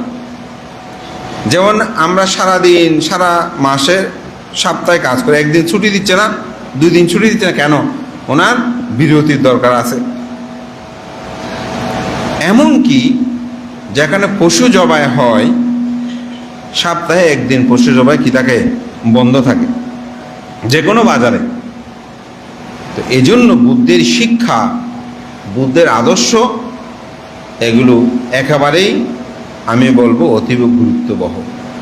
তা আমাদের মানব জীবনে এই অষ্টশীলের গুরুত্বটা কি? এই গুরুত্বটা হচ্ছে আমাদের ইন্দ্রিয়গুলোকে সংযত করতে হলে আমাদেরকে অবশ্যই এই অষ্টাঙ্গ উপশতশীল সপ্তাহে একদিন এটি পালন করতে হবে। আমি লিখিত দিতে পারবো, স্বামী স্ত্রীর কথা শুধু বলি। একটা স্বামী স্ত্রী যদি প্রতি সপ্তাহে একটা দিন অষ্টশীল পালন করে, ওই সংসারটা কেমন হবে আপনারা পালন করে দেখেন। আমি তো পালন করলে নির্বাণ পাবেন সেটা বলতে, স্বর্গে যাবেন সেটা বলতেছি না। আমি আপনাদেরকে বলতেছি না যে আপনি অষ্টশীল পালন করলে স্বামী স্ত্রী দুজনে স্বর্গে যাবেন, না। ইহজীবনে আপনাদের সংসারটা কেমন হয় দেখেন। সপ্তাহে একদিন আপনি অষ্টশীল পালন করে দেখেন। আজকে যে অষ্টশীল নিয়েছেন, পরিবার কেমন হয়েছে একটু দেখেন তো, স্বামী স্ত্রী কি হয়েছে দেখেন তো। কোনো ঝগড়া হবে, শব্দ হবে, একদম সোজা, কোনো ধরনের কি হবে না, ঝগড়া হবে না। ওদা যে অষ্টশীল নিয়ে তোমার অঙ্গে নমাতির একখানা হালিয়ে কেন? তাহলে আজকে কি? আজকে ঠিক শীল, ধর্ম, বিনয়, মানুষকে সেবা, এটার গুরুত্বটা কেমন আমি সেটা বলছি। ইহজীবনে এই অষ্টশীলের গুরুত্ব আমি এমন দেখেছি, বাজারে গিয়েছে অষ্টশীল নিয়ে গিয়েছে, তো একজন থেকে টাকা পাবো যে খুঁজেছে, হয়তো তুই টিয়া ভাই দিন এই সপ্তাহ দিব, হতে দেয় না, হয়তো আয় তো এই সপ্তাহ দিন পারি, পরে না হইলাম কিন্তু দিন পারি, হয়তো ইচ্ছে ঠিক আছে, তাই হয়ে গিয়ে এখন উঠিয়ে অবাক গিয়ে দে ইবারে গত সপ্তাহের মধ্যে আর 1 সপ্তাহ হতো নাই কেন দিদি। গত সপ্তাহের মধ্যে 1 সপ্তাহ হতো না হইতে এই সপ্তাহ দিন কিয়া এখন আজ এদের হইতে আইন দিকে হারণে দিন নেওয়ার ই বেদা কিছু না হয়ে গেল ঘটনা কি। তো পরে জানছে যে উনি উপসহশীল নিয়েছেন। দেখেন, তো উনি বলছেন ওনার টাকাটা দিয়ে দেওয়া দরকার, উনি আমার সাথে খুব ভালো ব্যবহার করেছে। শীলের প্রভাব, শীলের এটি প্রভাব। তো বুদ্ধ ধর্ম দর্শন, এটা তো লৌকিক কথাগুলো আমি বলছি, এবং ইহজীবনীয় আপনার এই অষ্টাঙ্গ উপসহশীল প্রতিপালনে একজন মানুষের জীবনে তার ইন্দ্রিয়গুলো কায় বাক্য মন সংযত হয়। এবং আমরা যে মহাকারণী তথাগত বুদ্ধের ধর্ম দর্শনে যে আর্যাষ্টাঙ্গিক মার্গের কথা বলি, সেটা কি কি? সম্যক দৃষ্টি, সম্যক সংকল্প, সম্যক বাক্য, সম্যক কর্মান্তর, সম্যক আজীব, সম্যক ব্যায়াম, সম্যক স্মৃতি, সম্যক সমাধি। কয়টা? 8টা। 8টা আঙ্গুল নিয়ে, অঙ্গ নিয়ে একটা মাত্র হাত। যেমন 5টা আঙ্গুল নিয়ে একটা হাত, 8টি অঙ্গ নিয়ে একটা মাত্র পথ। সেটা হচ্ছে আর্য অষ্টাঙ্গিক ও মাঘ্য সাত্তানাং বিশুদ্ধিয়া। সত্যদের বিশুদ্ধির জন্য একমাত্র পথ হচ্ছে কি? আর্যাষ্টাঙ্গিক মার্গ। এই আর্যাষ্টাঙ্গিক মার্গের পঞ্চশীল প্রতিপালনে এই আর্যাষ্টাঙ্গিক মার্গের পূর্ণতা হয় না। কিন্তু আপনি যদি অষ্টশীল পালন করেন তাহলে এই আর্যাষ্টাঙ্গিক মার্গও কি হয়? প্রতিপালন হয়। কিভাবে? উপসদ 3 প্রকারে বিভক্ত। 3 প্রকারে বিভক্ত। একটা হচ্ছে গোপাল উপসদ। গোপাল মানে গরু যিনি চড়ায়, রাখাল বালক। সে যেমন চিন্তা করে আজকে ওখানে গরু অমুক ডোবায় নিয়েছি, অমুক জায়গায় নিয়েছি, অমুক করেছি, সমুক করেছি, এটা খেয়েছি, এটা গরু গোটা খাবে, এরূপ যেরকম চিন্তা করে, আমি অষ্টশীল নিয়েছি, পান্তের ওখানে গিয়েছি, ধর্মদশা শুনেছে, ভালো করে গিয়েছি, অমুক, এরকম অনেক চিন্তা আছে না, এটা সেটা ভাবে। এটা হচ্ছে গোপাল উপসদ সদৃশ্য।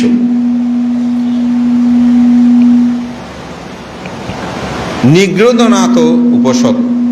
বুদ্ধের সময়কালে কিছু নিগ্রোধনাথ ছিল, নিগ্রন্থনাথ। ওনাদের ধর্ম ছিল আজকে শুধু গরু হত্যা করবো, অন্য কিছু করব না। মহের যদি ফাঁসেও আসে ওটাকে হত্যা করতো না। আজকে শুধুমাত্র এই এলাকায় যে প্রাণীগুলো পায় ওগুলোকে হত্যা করব, অন্য জায়গায় সেগুলো হত্যা করবো না। একটা নির্দিষ্ট এরিয়া, এরকম করে তারা শীল পালন করত। আজকে সকাল থেকে দুপুর পর্যন্ত বা আজকে সারাদিন আমরা কোনোরূপভাবে কোনো প্রাণী হত্যা করবো না, কিন্তু কালকে পর থেকে আবার করব। এরকম যারা শীল পালন করে, এটা হচ্ছে নিগৃহীত নাথ উপসদ। আরটা হচ্ছে আর্য উপসদ। যারা উপসদ গ্রহণের পর ওই আর্য অষ্টশীল ব্যাখ্যা দিয়েছি না, এগুলো পুঙ্খানুপুঙ্খানুরূপে পালন করে প্রতিনিয়ত স্মৃতিমান হয়ে থাকে। অর্থাৎ কায়ে কায়ানুদর্শী, চিত্তে চিত্তানুদর্শী, ধর্মে ধর্মানুদর্শী, বেদনা বেদনাদর্শী হয়ে যিনি জীবনকে অতিবাহিত করে, শীল বিনয়গুলো যথাযথভাবে রক্ষা করে, অথবা বুদ্ধানুস্মৃতি, ধর্মানুস্মৃতি, সংজ্ঞানুস্মৃতি, শিলানুস্মৃতি, মরণানুস্মৃতি, এগুলো প্রতিনিয়ত ভাবে। এগুলো যদি মুখে নাও বলে, যদি তিনি প্রতিনিয়ত চিন্তা করে, জন্ম তো দুঃখ, জরা তো দুঃখ, ব্যাধি তো দুঃখ, মরণ তো দুঃখ, প্রিয় সংযোগ দুঃখ, প্রিয় বিয়োগ দুঃখ, স্মৃত স্তলাভ দুঃখ, পঞ্চোপাদান স্কন্ধ দুঃখ, এভাবে দুঃখকে তিনি স্মরণ করে অনিত্য দুঃখ অনাত্মা ত্রিলক্ষণ জ্ঞান দিয়ে নিজেকে, নিজের সমস্ত কিছুকে পর্যবেক্ষণ করে। মানে কিরকম পর্যবেক্ষণ?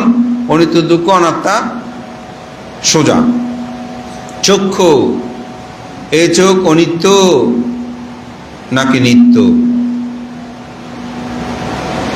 এই চোখ অনিত্য। যাহা অনিত্য তাহা কি সুখ নাকি দুঃখ? তাহা দুঃখ।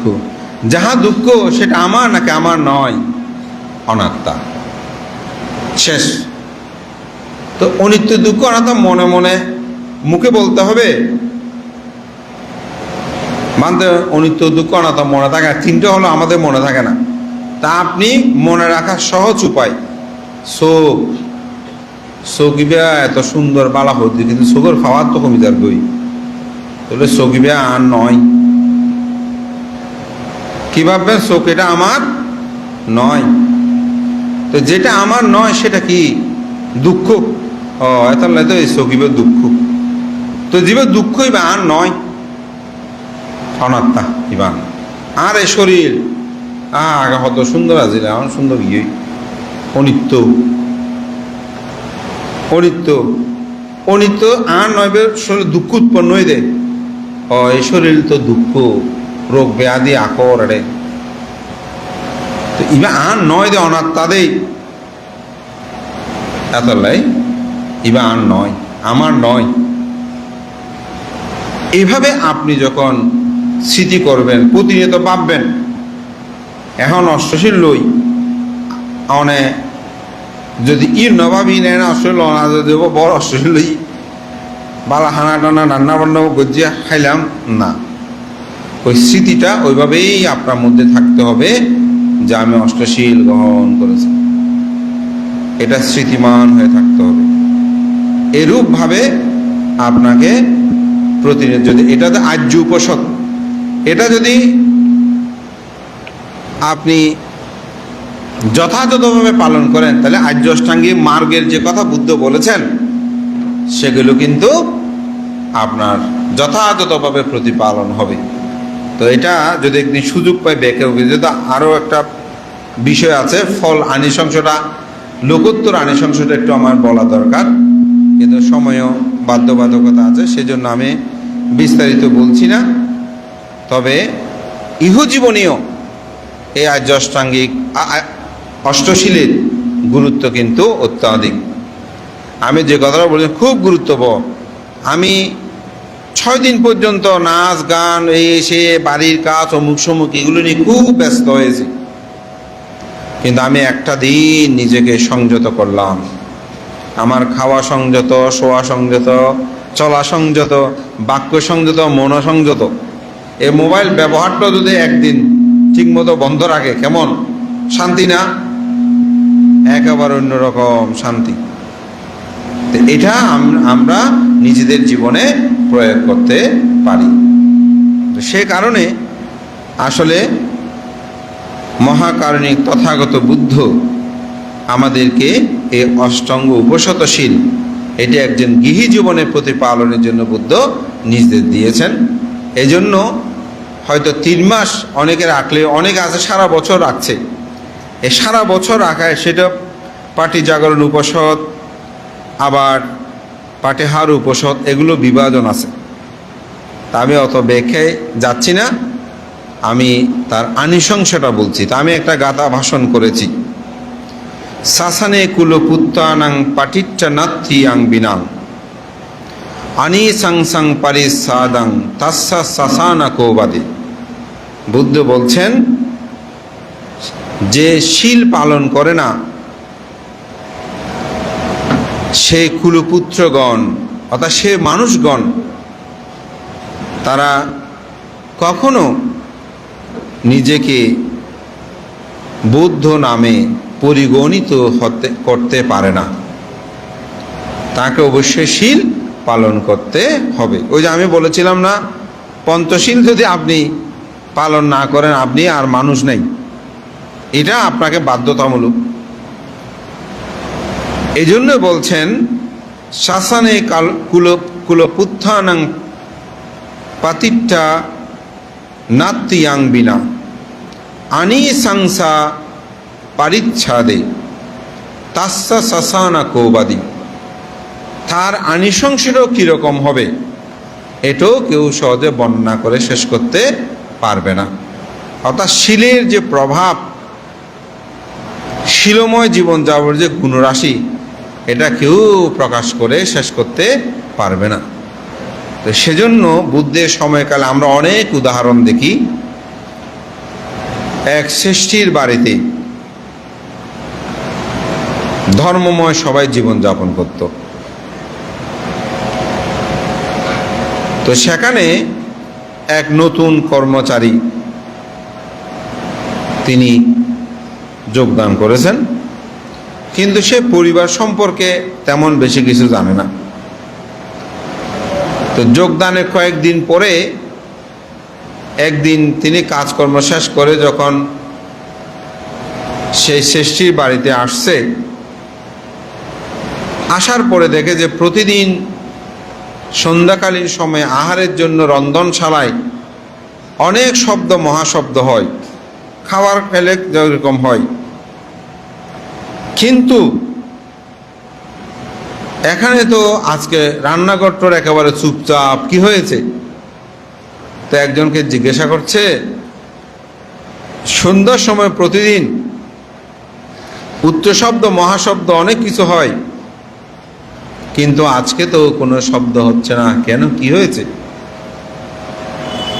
তখন বলছে, আপনি জানেন না, আমাদের সৃষ্টির বাড়িতে প্রতি অষ্টমী, অমাবস্যা, পূর্ণিমায় এখানে সবাই অষ্টাঙ্গ উপশতশীল প্রতিপালন করে, সেজন্য আজকে উপসদ দিন, কেউ এখানে আহার গ্রহণ করে নাই। তখন সে চিন্তা করছে, আমি তো অতীত জন্ম জন্মান্তর মহাপুণ্যকর্ম সম্পাদন করিনি বলে আজকে এই সৃষ্টির বাড়িতে আমাকে কর্মচারী হিসাবে জীবন অতিবাহিত করতে হচ্ছে। তো আমি যদি এই জন্মেও শীলময় হয়ে জীবনযাপন না করি, আমার জীবনটা কোথায় গিয়ে দাঁড়াবে?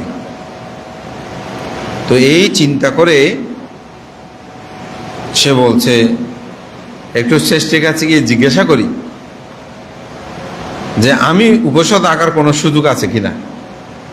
তো ওনার কাছে গেল, গিয়ে বলছে, আমি তো জানতাম না এই পরিবার যে কর্মচারী থেকে শুরু করে সবাই উপসদশীল পালন করে। তো এখানে এসে আমি আজকে এটা করেছি। তা আমি তো সকাল থেকে ভোরে বের হয়েছে যে উনি মাঠে গেছে, যে আসলে আর কোনো আহার তিনি গ্রহণ করে নাই। এখন সন্ধ্যা হয়েছে, খিদায় পেটের যন্ত্রণা, অস্থির। তো বলে যে হ্যাঁ, তুমি চাইলে এখনো অষ্টশীল গ্রহণ করতে পারো, তবে সেটা অর্ধ উপসদশীল হবে। তখন সে বলছে, না, আমি মরলে মরব, তবু আমি শীল গ্রহণ করব। তো তিনি অধিষ্ঠান করলেন। কিন্তু রাত যখন গভীর হয়, সারাদিন তো মাঠে কাজ করেছে, তার ক্ষুধার যন্ত্রণা তীব্র থেকে তীব্রতর হতে থাকে, কিন্তু সে বিছানা থেকে উঠল না, কোনো কিছু সে গ্রহণ করলো না। রাত গভীর হয়েছে, কাকে ডেকে কি খাবে? ওখানে তার মৃত্যু হয়। কিন্তু যেহেতু তার অন্তর জগতের মধ্যে শ্রদ্ধা ছিল, গভীর শ্রদ্ধা, সে মৃত্যুর পরে স্বর্গের মধ্যে উৎপন্ন হয়। সে কর্মচারীটা কে ছিল জানেন? সেই কর্মচারীটাই ছিল আমাদের মহাকারণিক তথাগত গৌতম বুদ্ধ, তার বুদ্ধিসত্ত্ব জীবনের কথা। তো বুদ্ধ হওয়ার জন্য তিনি অষ্টশীল কি পালন করেছেন। বুদ্ধ হওয়ার জন্য তিনি অষ্টশীল গ্রহণ করে ক্ষুধার যন্ত্রণায় কাতর হলেও তিনি মৃত্যুকে আলিঙ্গন করেছেন। তাহলে চিন্তা করে দেখেন যে বুদ্ধ, আমরা যে শীল পালন করছি, এটা বুদ্ধ তার বুদ্ধিসত্ত্ব জীবনেও এই শীল পালন করেছেন। তো শ্রাবস্তী নগরে একজন বিখ্যাত উপাসক ছিলেন। উপাসক তার 80 কোটি স্বর্ণ, 80 কোটি সম্পদের সে মালিক ছিল। তার পরিবারটাকে সূচি পরিবার নামে জানত।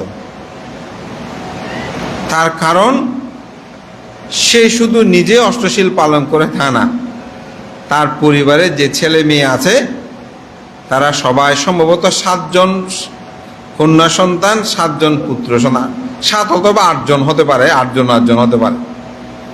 তো ওনারা সবাই শীল পালন করে জীবন জীবিকা নির্বাহ করত। তো শেষটি শুধু নিজে শীল পালন করত তা না, মানুষজন দেখলে তাদেরকেও শীল পালন করার জন্য উদ্বুদ্ধ করত। আমাদের স্বপন বাবুর একটা কথা বলি, আমাদের বিহারে। তো স্বপন বাবু উনি 21 বছর এই বিহারের সম্পাদক ছিলেন। তো আমি যখন দায়িত্ব নিলাম, তো উনি এখানে এসে বসতো। তো ওনাকে বলতো, উপাসক অষ্টশীল নেন না। হয়তো বানতে আমি ডায়াবেটিস রুগী অষ্টশীল নিতে পারি। তাই তো তাই বিকেলবেলা হানা হম হন অষ্টশীল অনরে কি দিলাম আমি জুস দিম,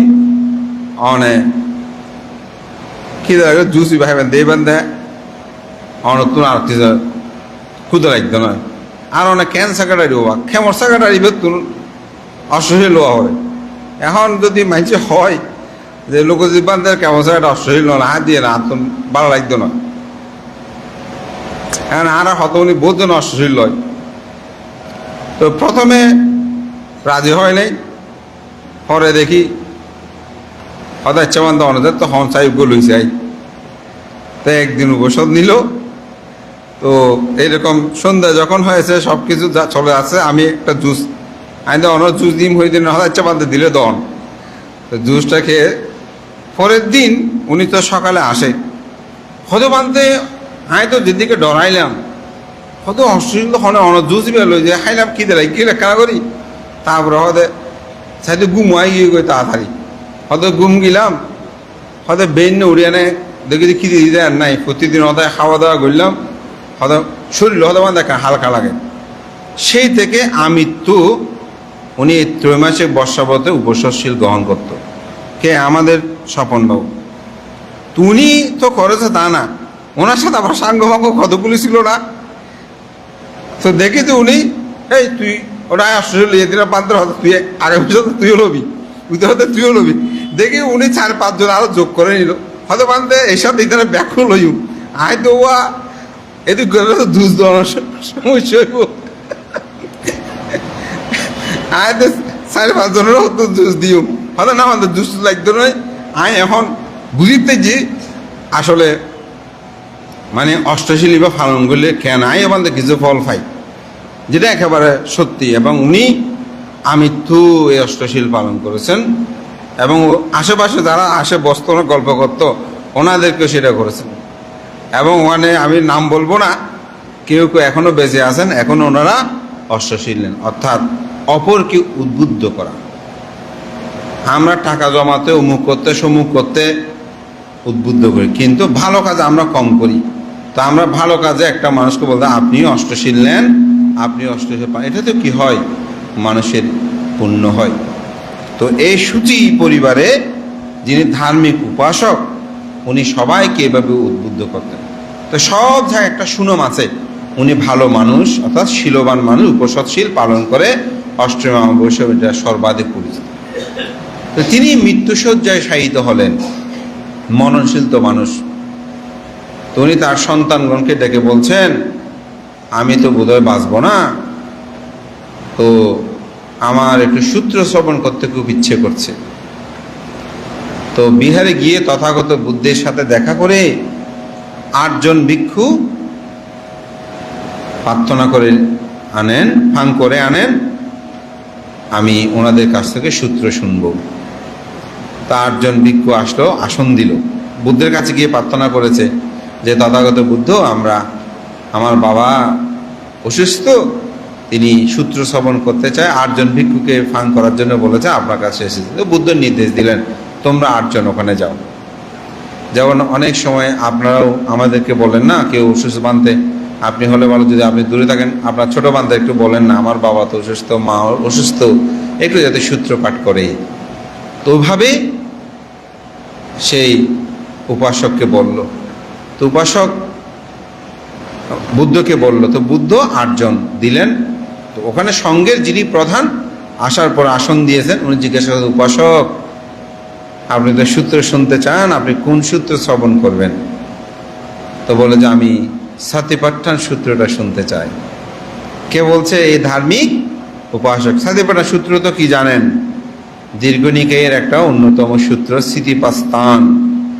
আপনারা আজকে 1 ঘন্টা ধ্যান করেছেন না কাছাকাছি?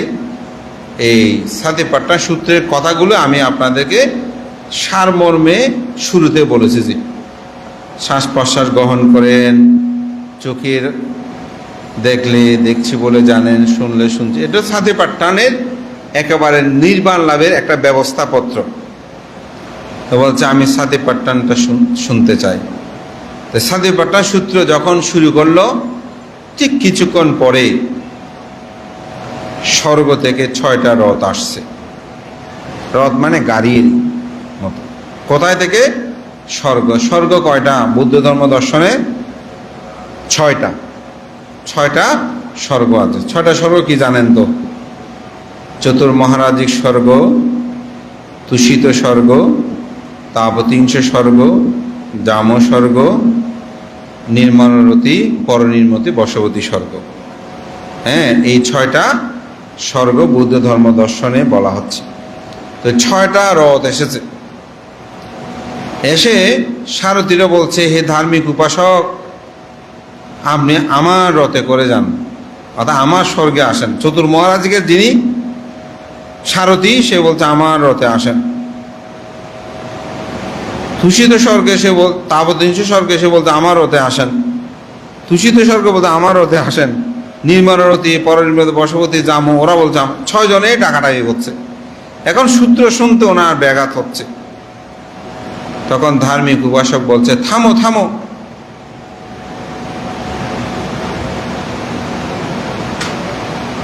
ভান্তেরা সূত্রপাঠ বন্ধ করে দিল। কারণ থামো থামো কাকে বলেছে ভান্তেরা তো জানে না, কিন্তু তিনি তো মুখে বলতেছে থামো থামো। তো ভান্তেরা মনে করছে তার সূত্র বন্ধ করার জন্য বলছে। তো ভান্তেরা উঠে চলে গেল। চতুর্দিকে তার ছেলে মেয়ে, আত্মীয় স্বজন, জ্ঞাতি সবাই বলা বলি করতে শুরু করলো, আমার পিতা তো আজীবন ধার্মিক ছিলেন, তিনি অষ্টাঙ্গ উপসতশীল প্রতিপালন করতেন, আমাদেরকেও ধর্মময় জীবন যাপনের জন্য উদ্বুদ্ধ করতেন। এই মৃত্যুশয্যায় তো আমার পিতা ধর্মশ্রবণ করার কথা, সেখানে ধর্মশ্রবণ না করে ভান্তেদেরকে থামিয়ে দিল। আমার পিতা কি অপয়গামী হবেন? আমার পিতা কি নিম্নগামী হবেন? যেমন আমরা কোনো মৃত্যুশয্যায় শায়িত কোনো জায়গায় গিয়ে যদি সূত্রপাঠ করি, শয্যাশায়ী যদি সে ব্যক্তি বলে দেয় ভান্তে থামেন থামেন, সূত্রপাঠ আমি শুনবো না, কথার কথা, তাহলে এটা খারাপ লাগবে না? থামো থামো যেহেতু বলেছে, স্বাভাবিক তারা খুব চিন্তিত হলো। হঠাৎ পিতারও একটু জ্ঞান আসলো। ওই যে ওদের সাথে কত থামো থামো বলতো, ওইদিকে মন ছিল, সূত্রপাঠ শুনছে না। তখন ছেলেদেরকে বলতেছে এই সূত্রপাঠ হচ্ছে না কেন, ভান্তেরা কোথায়? বলছে বাবা তুমি তো ভান্তেদেরকে সূত্রপাঠ থামাতে বললে, এখন ভান্তেরা তো সূত্রপাঠ বন্ধ করে চলে গেছে। ও আমি তো ভান্তেদের সূত্রপাঠ থামাতে বলি নাই। কাকে বলেছেন বাবা? আপনি তো আবা বাবা বলছিলেন। বোধহয় স্বর্গ থেকে 6টি রথ এসেছে আমাকে নিয়ে যাওয়ার জন্য। তো তারা আমাকে ডাকছিল যে তুমি আমার রথে করে যাও। ও বলছে আপনি আমার রথে করে যান। আমি তাদেরকে থামিয়ে দেওয়ার জন্য বলছি যে তোমরা থামো, আগে আমি সূত্রপাঠটা শুনি। ওই অর্থে তাদেরকে থামতে বলেছিলাম, তাদের চিৎকার করছিল, ডাকছিল, আমার সূত্র শ্রবণে ব্যাঘাত হচ্ছিল, আমি সেজন্য বলেছি। বলে যে আমি তো তাদেরকে থামতে বলি নাই। তখন সন্তানরা বলছে বাবা রথ তো আমরা দেখছি না, কোথায়? তো বলছে তোমরা কেমন করে দেখবে, তোমরা কি দেখতে চাও? বলে যে হ্যাঁ। বলছে আমাকে, আমি মারা গেলে যে মালাটা তোমরা তৈরি করেছ সে মালাটা একটু নাও। তো সে ফুলের মালাটা নিল। তো তো বলছে আমি কোন রথে করে যাব, অর্থাৎ স্বর্গ 6টা না, তো কোন স্বর্গে যাব, এখন চিন্তা করছে। তো ছেলেদের মধ্যে সবাই বিবেচনা করে একজনে বলছে, বাবা আপনি তুষিত স্বর্গে যান, কারণ সেখানে সাধারণত বুদ্ধিসত্ত্বগণ অবস্থান করেন, অন্যান্যরা অবস্থান করে, তবে সকল বুদ্ধিসত্ত্বগণ যখন পৃথিবীতে আসেন তার পূর্বে তারা তুষিত স্বর্গের মধ্যে অবস্থান করে। তো সে কারণে বলছে বাবা আপনি তুষিত স্বর্গের মধ্যে যান। বলছে তাহলে ঠিক আছে, তোমরা মালাটা শূন্যের মধ্যে উপরে নিক্ষেপ করো, এটি তুষিত স্বর্গের রথে গিয়ে ঝুলে থাকুক, এ বলে তোমরা নিক্ষেপ করো। তো ফুলের মালাটা নিয়ে সেভাবে নিক্ষেপ করলো, দেখা গেল শূন্যের মধ্যে তুষিত মানে মালাটা শুধু ঝুলছে কিন্তু রথ দেখা যাচ্ছে না। তখন বলছে আমার যাওয়ার হয়েছে, তোমাকে আমাকে বিদায় দাও। তো তারা বিদায় দিলেন। এই উপাসক সেখানেই মৃত্যুবরণ করে তুষিত স্বর্গের মধ্যে গমন করলেন। এটাই হচ্ছে অষ্টশীলের ফলের আনিশংস। এরকম অসংখ্য কাহিনী আছে অষ্টশীল প্রতিপালনে মানুষের জীবনটা কেমন হয়। তো আসলে শীল পালনের 5টা আনিশংস পাটালির পুত্রে তথাগত বুদ্ধ সেখানে বলেছিলেন। তো যারা শীল পালন করে তারা ভোগ সম্পদের অধিকারী হয়। আপনি শীল পালন করবেন, ভোগ সম্পদ অভাব হবে না, সেটা বৃক্ষ হোক ঘি হোক। এটা ব্যাখ্যা করলে অনেক, আমি যেহেতু সকালবেলা প্রতি অষ্টমী অমাবস্যায় একটু দেশনা করি, তখন এটার ব্যাখ্যা আমি করব। যারা শীল পালন করে তাদের সুনাম সুদর সর্বদিকে ছড়িয়ে পড়ে। যারা শীল পালন করে তারা সভা সমিতিকে অগ্রে বসতে পারে, অগ্রে কথা বলতে পারে, তারা কোনোদিন ভয় করে না। মৃত্যুর সময় তারা সুন্দর নিমিত্ত দর্শন করে। যে সুন্দর নিমিত্ত দেখেছে না, মৃত্যুর সময় আজে বাজে দেখবে না, সুন্দর নিমিত্ত দেখে। অনেক মানুষ বলে যায় আমাকে কে মারতেছে, কে ধরতেছে, কেউ কুকুরের মতো শব্দ করে, কেউ শুকুরের মতো শব্দ করে, দেখবেন এরকম আছে না, আছে। কিন্তু তারা সুন্দর নিমিত্ত দর্শন করে এবং মৃত্যুর পরে তারা সুগতি স্বর্গলোকের মধ্যে উৎপন্ন হয়। এটা হচ্ছে শীল পালনের 5 আনিশংস। তো এই জন্য আসলে আজকে আমি যতটুকু সম্ভব চেষ্টা করেছি অষ্টশীল কি এবং অষ্টশীলের গুরুত্ব এবং আনিশংস। তা আশা করি আপনারা এটাকে উপলব্ধি করবেন, কারণ যেহেতু অষ্টশীল শুরু হয়েছে, অষ্টশীলগুলো কি, এগুলো কিভাবে পালন করতে হয়, এটা আমাদের সকলের অবহিত হওয়া দরকার। তো আমি একেবারে আরও সহজ করে যেটা বলবো সেটা হচ্ছে, আপনি যদি কায়কে সংযম করেন, বাক্যকে সংযম, বাক্য মানে কথা কম, একেবারে কম কথা। ও বললাম যে কেমন আছেন, ভালো আছে, আপনি কেমন আছেন, ভালো, এতটুকু তো হবে না, পরিবর্তন হয় না। এই আমি এখন দেশনা শেষ করব, আবার শব্দ শুরু হবে, ধীমানতা নাই, ধ্যান থেকে উঠে একটু কথাবার্তা বলতে হয়, হ্যান লাগিয়ে ত্যান লাগিয়ে, এরকম এগুলো বলবেন না। আপনি একেবারে সংযম হবেন, শীলটা সেভাবে পাবেন। তাহলে কায় সংযম, বাক্য মন সংযমের কথা বলেছে। ও আসন দিয়ে কেউ আপনার পাশে বসেছে, ঘেসেছে, একটু বাড়ি দিয়েছে, আপনি বলবেন সুখী হোক, সুখী হোক, সুখী হোক। দেখবেন আপনি নিজে একজন সুখী হবেন, অপরকে আপনি সুখী করতে পারবেন। আমাদের সমাজ গগনে এটা সবচেয়ে গুরুত্বপূর্ণ। তা আমি 2টা গাথা, আমার সঙ্গে তার আরেকটি গাথা ছিল, সেটা ভগবান তথাগত বুদ্ধকে শ্রাবস্তীর জেতবন বিহারে একদিন গভীর নিশীত রাত্রে এক দেবতা এসে প্রশ্ন করেছিল, অন্তজটা বাহির জটা জটায়ে জটিত বাজা তাং তাং গৌতম পুষ্যামি কৈমাং বিজটায়ে জটান্তি। বুদ্ধকে প্রশ্ন করেছেন দেবতায় যে মানুষের মনের ভিতরে জটা, কি জটা বলবো না, আপনারা বুঝে নেবেন, লোভ দেশ মোহ জটা, হিংসা ঘৃণা তুচ্ছ তাচ্ছল্য করার চেতনা না, বাহিরে জটা। অনেকে আসে স্ত্রী পুত্র কোনো বান্ধব অশ্লীল, আবার মন আছে পারি না, চাকরি আছে, এগুলো বাহ্যিক জটা। এগুলোকে ব্যাখ্যা করলে বাহ্যিক জটা আরো অনেক রকম আছে, আমি তবুও সংক্ষেপে বলছি। বলে এই জটা থেকে কিভাবে মুক্তি লাভ করা যায়? তখন বুদ্ধ তাকে উত্তরে বলেছিলেন, সিলে পাটিচ্ছায়া নারু সাপাইয়ু চিত্তাং পায়ান স্বভাবায়া আতাপি নিপাক ভিক্ষু সৈমাং বিজটায়ে জাটান্তি।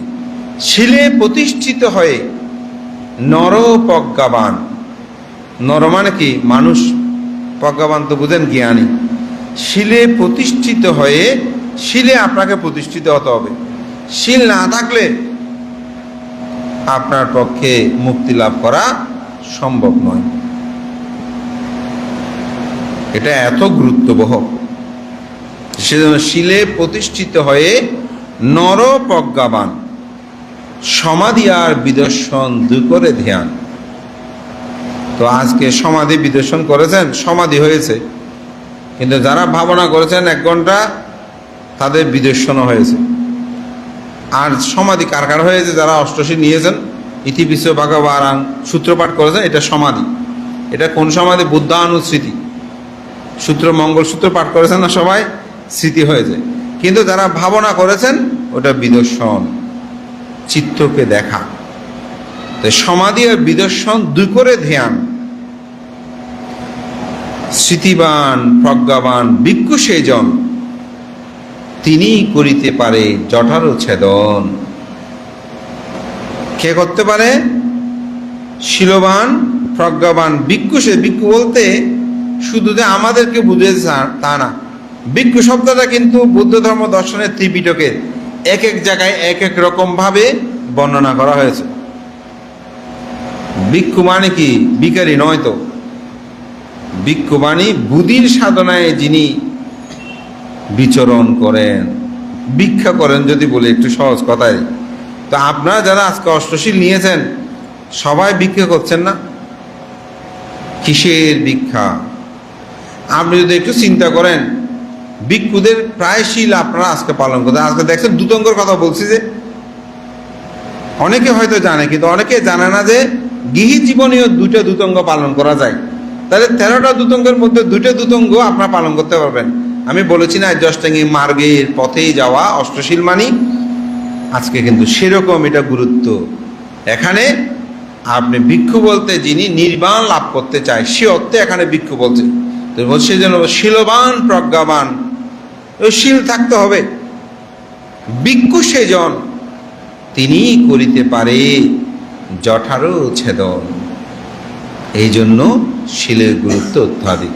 মাননীয় সংঘ, ধর্মপ্রাণ প্রিয় উপাসক উপাসিকা বিন্দু, এই বিষয়টা নিয়ে আমি আজকে 2 দিন অধ্যয়ন করেছি, কিন্তু আমি যতটুকু অধ্যয়ন করেছি তার 5 ভাগের মাত্র 2 ভাগ বলতে পেরেছি, আরো 3 ভাগ বাকি আছে। সে সময় হবে না সে আরো 3 ভাগ বলার জন্য। বানতে কেন? আসলে বুদ্ধের ধর্ম দর্শন যে 84,000 ধর্মস্কন্ধ, এই 84,000 ধর্মস্কন্ধের সংক্ষিপ্ত রূপ হচ্ছে 37 প্রকার বুদ্ধি প্রক্রিয় ধর্ম। 37 প্রকার বুদ্ধি প্রক্রিয় ধর্মের সংক্ষিপ্ত রূপ হচ্ছে আর্যাষ্টাঙ্গিক মার্গ। আর্যাষ্টাঙ্গিক মার্গের সংক্ষিপ্ত রূপ হচ্ছে চতুরার্য সত্য। চতুরার্য সত্যের সংক্ষিপ্ত রূপ হচ্ছে শীল সমাধি প্রজ্ঞা। তা আপনারা হয়তো ভাবছিলেন বানতে 5 ভাগের মাত্র 2 ভাগ বললেন কেন, আরো 3 ভাগ? আসলে সমগ্র বুদ্ধের ধর্ম দর্শনটা এই শীল সমাধি প্রজ্ঞার উপর প্রতিষ্ঠিত। তো শীলের ব্যাখ্যা যদি করতে সুরজার ধর্মস্কন্ধ আসবে না। সেজন্য বলছি এটা নিয়ে আমি যে এত দীর্ঘ অধ্যয়ন করেছি, লিখেছিও, তার 5 ভাগের মাত্র 2 ভাগ বলতে পেরেছি। আরো অনেক কথা আছে শীল বিষয়টি নিয়ে। এখানে চারিত্রিক শীল, বারিত্রিক শীল এবং সর্বশেষ যেই 4টা লাইন বলেছি, শীলে প্রতিষ্ঠিত হয়ে নরপ্রজ্ঞাবান সমাধি আর বিদর্শন দূর করে দিয়ান, শীলবান প্রজ্ঞাবান ভিক্ষু সেজন, তিনি করিতে পারে জটার ছেদন। এটা যে পালি শিলে পাটিঠায়া নারো সাপাইয় চিত্তাং পায়াংসা ভাবায়া আতাপি নিপাক ভিক্ষু সো ইমাং বিজাটায়ে জাটান্তি। এই গাথাটা ব্যাখ্যা করতে গিয়ে একটা বিখ্যাত বিশুদ্ধি মার্গ গ্রন্থ রচনা হয়েছে। একটা বিশুদ্ধি মার্গ গ্রন্থ রচনা হয়েছে। একটু বলি, ভালো লাগবে, কারণ শিলের সব ব্যাখ্যা আপনি বিশুদ্ধি মার্গ গ্রন্থের মধ্যে পাবেন। পুরো ত্রিপিটক আপনাকে পড়তে হবে না। এখানে শিলগুলো কি কেমন তার ব্যাখ্যা বিস্তারিত আছে বিশুদ্ধি মার্গ গ্রন্থে। তো আচার্য বুদ্ধ ঘোষ তিনি শ্রীলঙ্কায় গিয়েছেন, বুদ্ধের সমগ্র ত্রিপিটক অট্টকথা রচনা করবেন। তো বলেছে আমি বুদ্ধ দেশ থেকে এসেছি, আমি এগুলো অট্টকথা রচনা করতে চাই। কোথায়? শ্রীলঙ্কা। একসময় ভারতবর্ষ তো ধর্ম বিলুপ্ত হয়েছে অনেকটা। তো ওখানে সংঘ সবাই বলছে ঠিক আছে, আপনি যে এগুলো ব্যাখ্যা করতে পারবেন, অট্টকথা লিখতে, তার একটা পরীক্ষা নিতে হবে। পরীক্ষা কি দিল? পরীক্ষা দিল এই 4টি গাথা ব্যাখ্যা করে আগে নিয়ে আসেন। আপনি কেমন ব্যাখ্যা করতে পারেন? অট্টকথা মানে আসলে বুদ্ধের ধর্মের ত্রিপিটককে ব্যাখ্যা করা। আপনি এগুলো ব্যাখ্যা করে নিয়ে আসেন। তো উনি এই 4টা লাইন ব্যাখ্যা করতে শুরু করলো। শুরু করে এত বড় একটা বই হয়ে গেছে। তো বইটা রেখে উনি বাথরুমে গেল। বাথরুম শেষ করে এসে বইটা খুঁজতে যেতে পারছে না। সে বলছে দরজা বন্ধ, এই বই গেল কোথায়? কোনো ক্রমে সে বিশ্বাস করতে পারত। পরে আবার লেখা শুরু করলো। শুরু করে এটা শেষ করলো। শেষ করে সেটা খুব যত্ন করে রেখে তার ব্রতকর্ম যা আছে এগুলো করছে, বা কোথায় গেছে, পিণ্ডচারণে গেছে, অমুক গেছে। ওখান থেকে এসে দেখে যে বইটা আর নাই। এবার আবার লিখতে শুরু করলো। বইটা আবার লেখা শেষ হলো। এগুলো একদিন দুদিনে অনেক দিন লেগেছে বই লিখতে। লেখা শেষ হলো, এবার বইটা আর কোথাও রাখে না। এটা সবসময় বগলে রাখা শুরু করে দিল। যেখানে যায় সেখানে বগলে নিয়ে নিয়ে বইটা মানে ওনার সাথে সাথে রাখে। তো সংঘ সম্মেলনে বলল যে আমি এটার ব্যাখ্যা লেখা শেষ হয়েছে। সবার চারিদিকে ভিক্ষু সংঘ বসলো। ওনার কাছে পরীক্ষা না, পরীক্ষা তো থাকবে, বোর্ড থাকবে, সব থাকবে। উনি বইটা আনলেন। ওই বই কিন্তু এখন বাথরুমে হোক যেখানে যাবে যাক, এই বই আসে ছাড়ে না, যেহেতু বই 2টা হারিয়ে গেছে। এগুলো তো আর এখনকার সময়ে আমরা মোবাইলে লিখছি, টাইপ করতে, সেটা হাতে লিখতে কেমন। এটা বিশুদ্ধি মার্গটা এর চেয়েও বড় হবে, আপনি চিন্তা করে দেখেন। তো এবার সেই একটা বকুলে নিয়ে হাঁটে। শেষে সংঘ সম্মেলন যেখানে সেখানেই না। তো ভান থেকে ভানতে আমার লেখা হয়েছে, ভানতে এভাবে হাত দিয়ে গুছিয়ে নিচ্ছে। ঠিক সে সময় একটা বইয়ের সাথে যে 2টা বই হারিয়ে গিয়েছিল সেটাও সেখানে সংযুক্ত হলো। দেখা গেল 3টা বই। কয়টা বই হয়ে গেল? 3টা বই 3 জনে পড়তে শুরু করলো। 3টা বইয়ের বাক্য, দাড়ি কমা কোনো পার্থক্য নাই। কম্পিউটার যেমন প্রিন্ট করলে একই হয়, দাড়ি কমা পর্যন্ত শব্দ তো আছেই মিল, দাড়ি কমা পর্যন্ত, পৃষ্ঠা পর্যন্ত কোনো ব্যতিক্রম নাই। তখন ভিক্ষু সংঘরা বলছে ওনার দ্বারাই সম্ভব হবে অট্টকথা রচনা করা। তাই বুদ্ধ ধর্ম দর্শনে যে অট্টকথা আছে তার বেশিরভাগ কিন্তু এই অট্টকথা রচনা করেছেন আচার্য বুদ্ধ ঘোষ। তিনি বিখ্যাত, কথিত, অনেকে বলছে উনি ভবিষ্যতে বুদ্ধ বেদরেরও অনেক কথা বলে। তো যাই হোক, এটাই বিশুদ্ধি মার্গ গ্রন্থ। এবং এই বিশুদ্ধি মার্গ গ্রন্থে শিল কি, শিলের গুরুত্ব কি, কোনটা কোন শিল কীরকম, এগুলো নিয়ে সম্পূর্ণ ব্যাখ্যা আনিশংস এখানে লিপিবদ্ধ করা হয়েছে। তার কথা দীর্ঘায়িত না করে আমাদের সকলের জীবনে এই অষ্টাঙ্গ উপসতশীল আমি বলবো 3 মাস শুধু নয়, অনেকে আছে সারা বছর প্রতিপালন করে। যেমন পাটি জাগরণ উপসদ, এটা মাসে 20টা পালন করতে পারে অনেকে, এক মাসে অনেকে 8 বার, অনেকে এটা 20 বার পালন করতে পারে। বিশেষ করে পঞ্চদশী, অষ্টদশী, চতুর্দশী এগুলোতে বিভাজনে আপনার প্রতিপালন করে।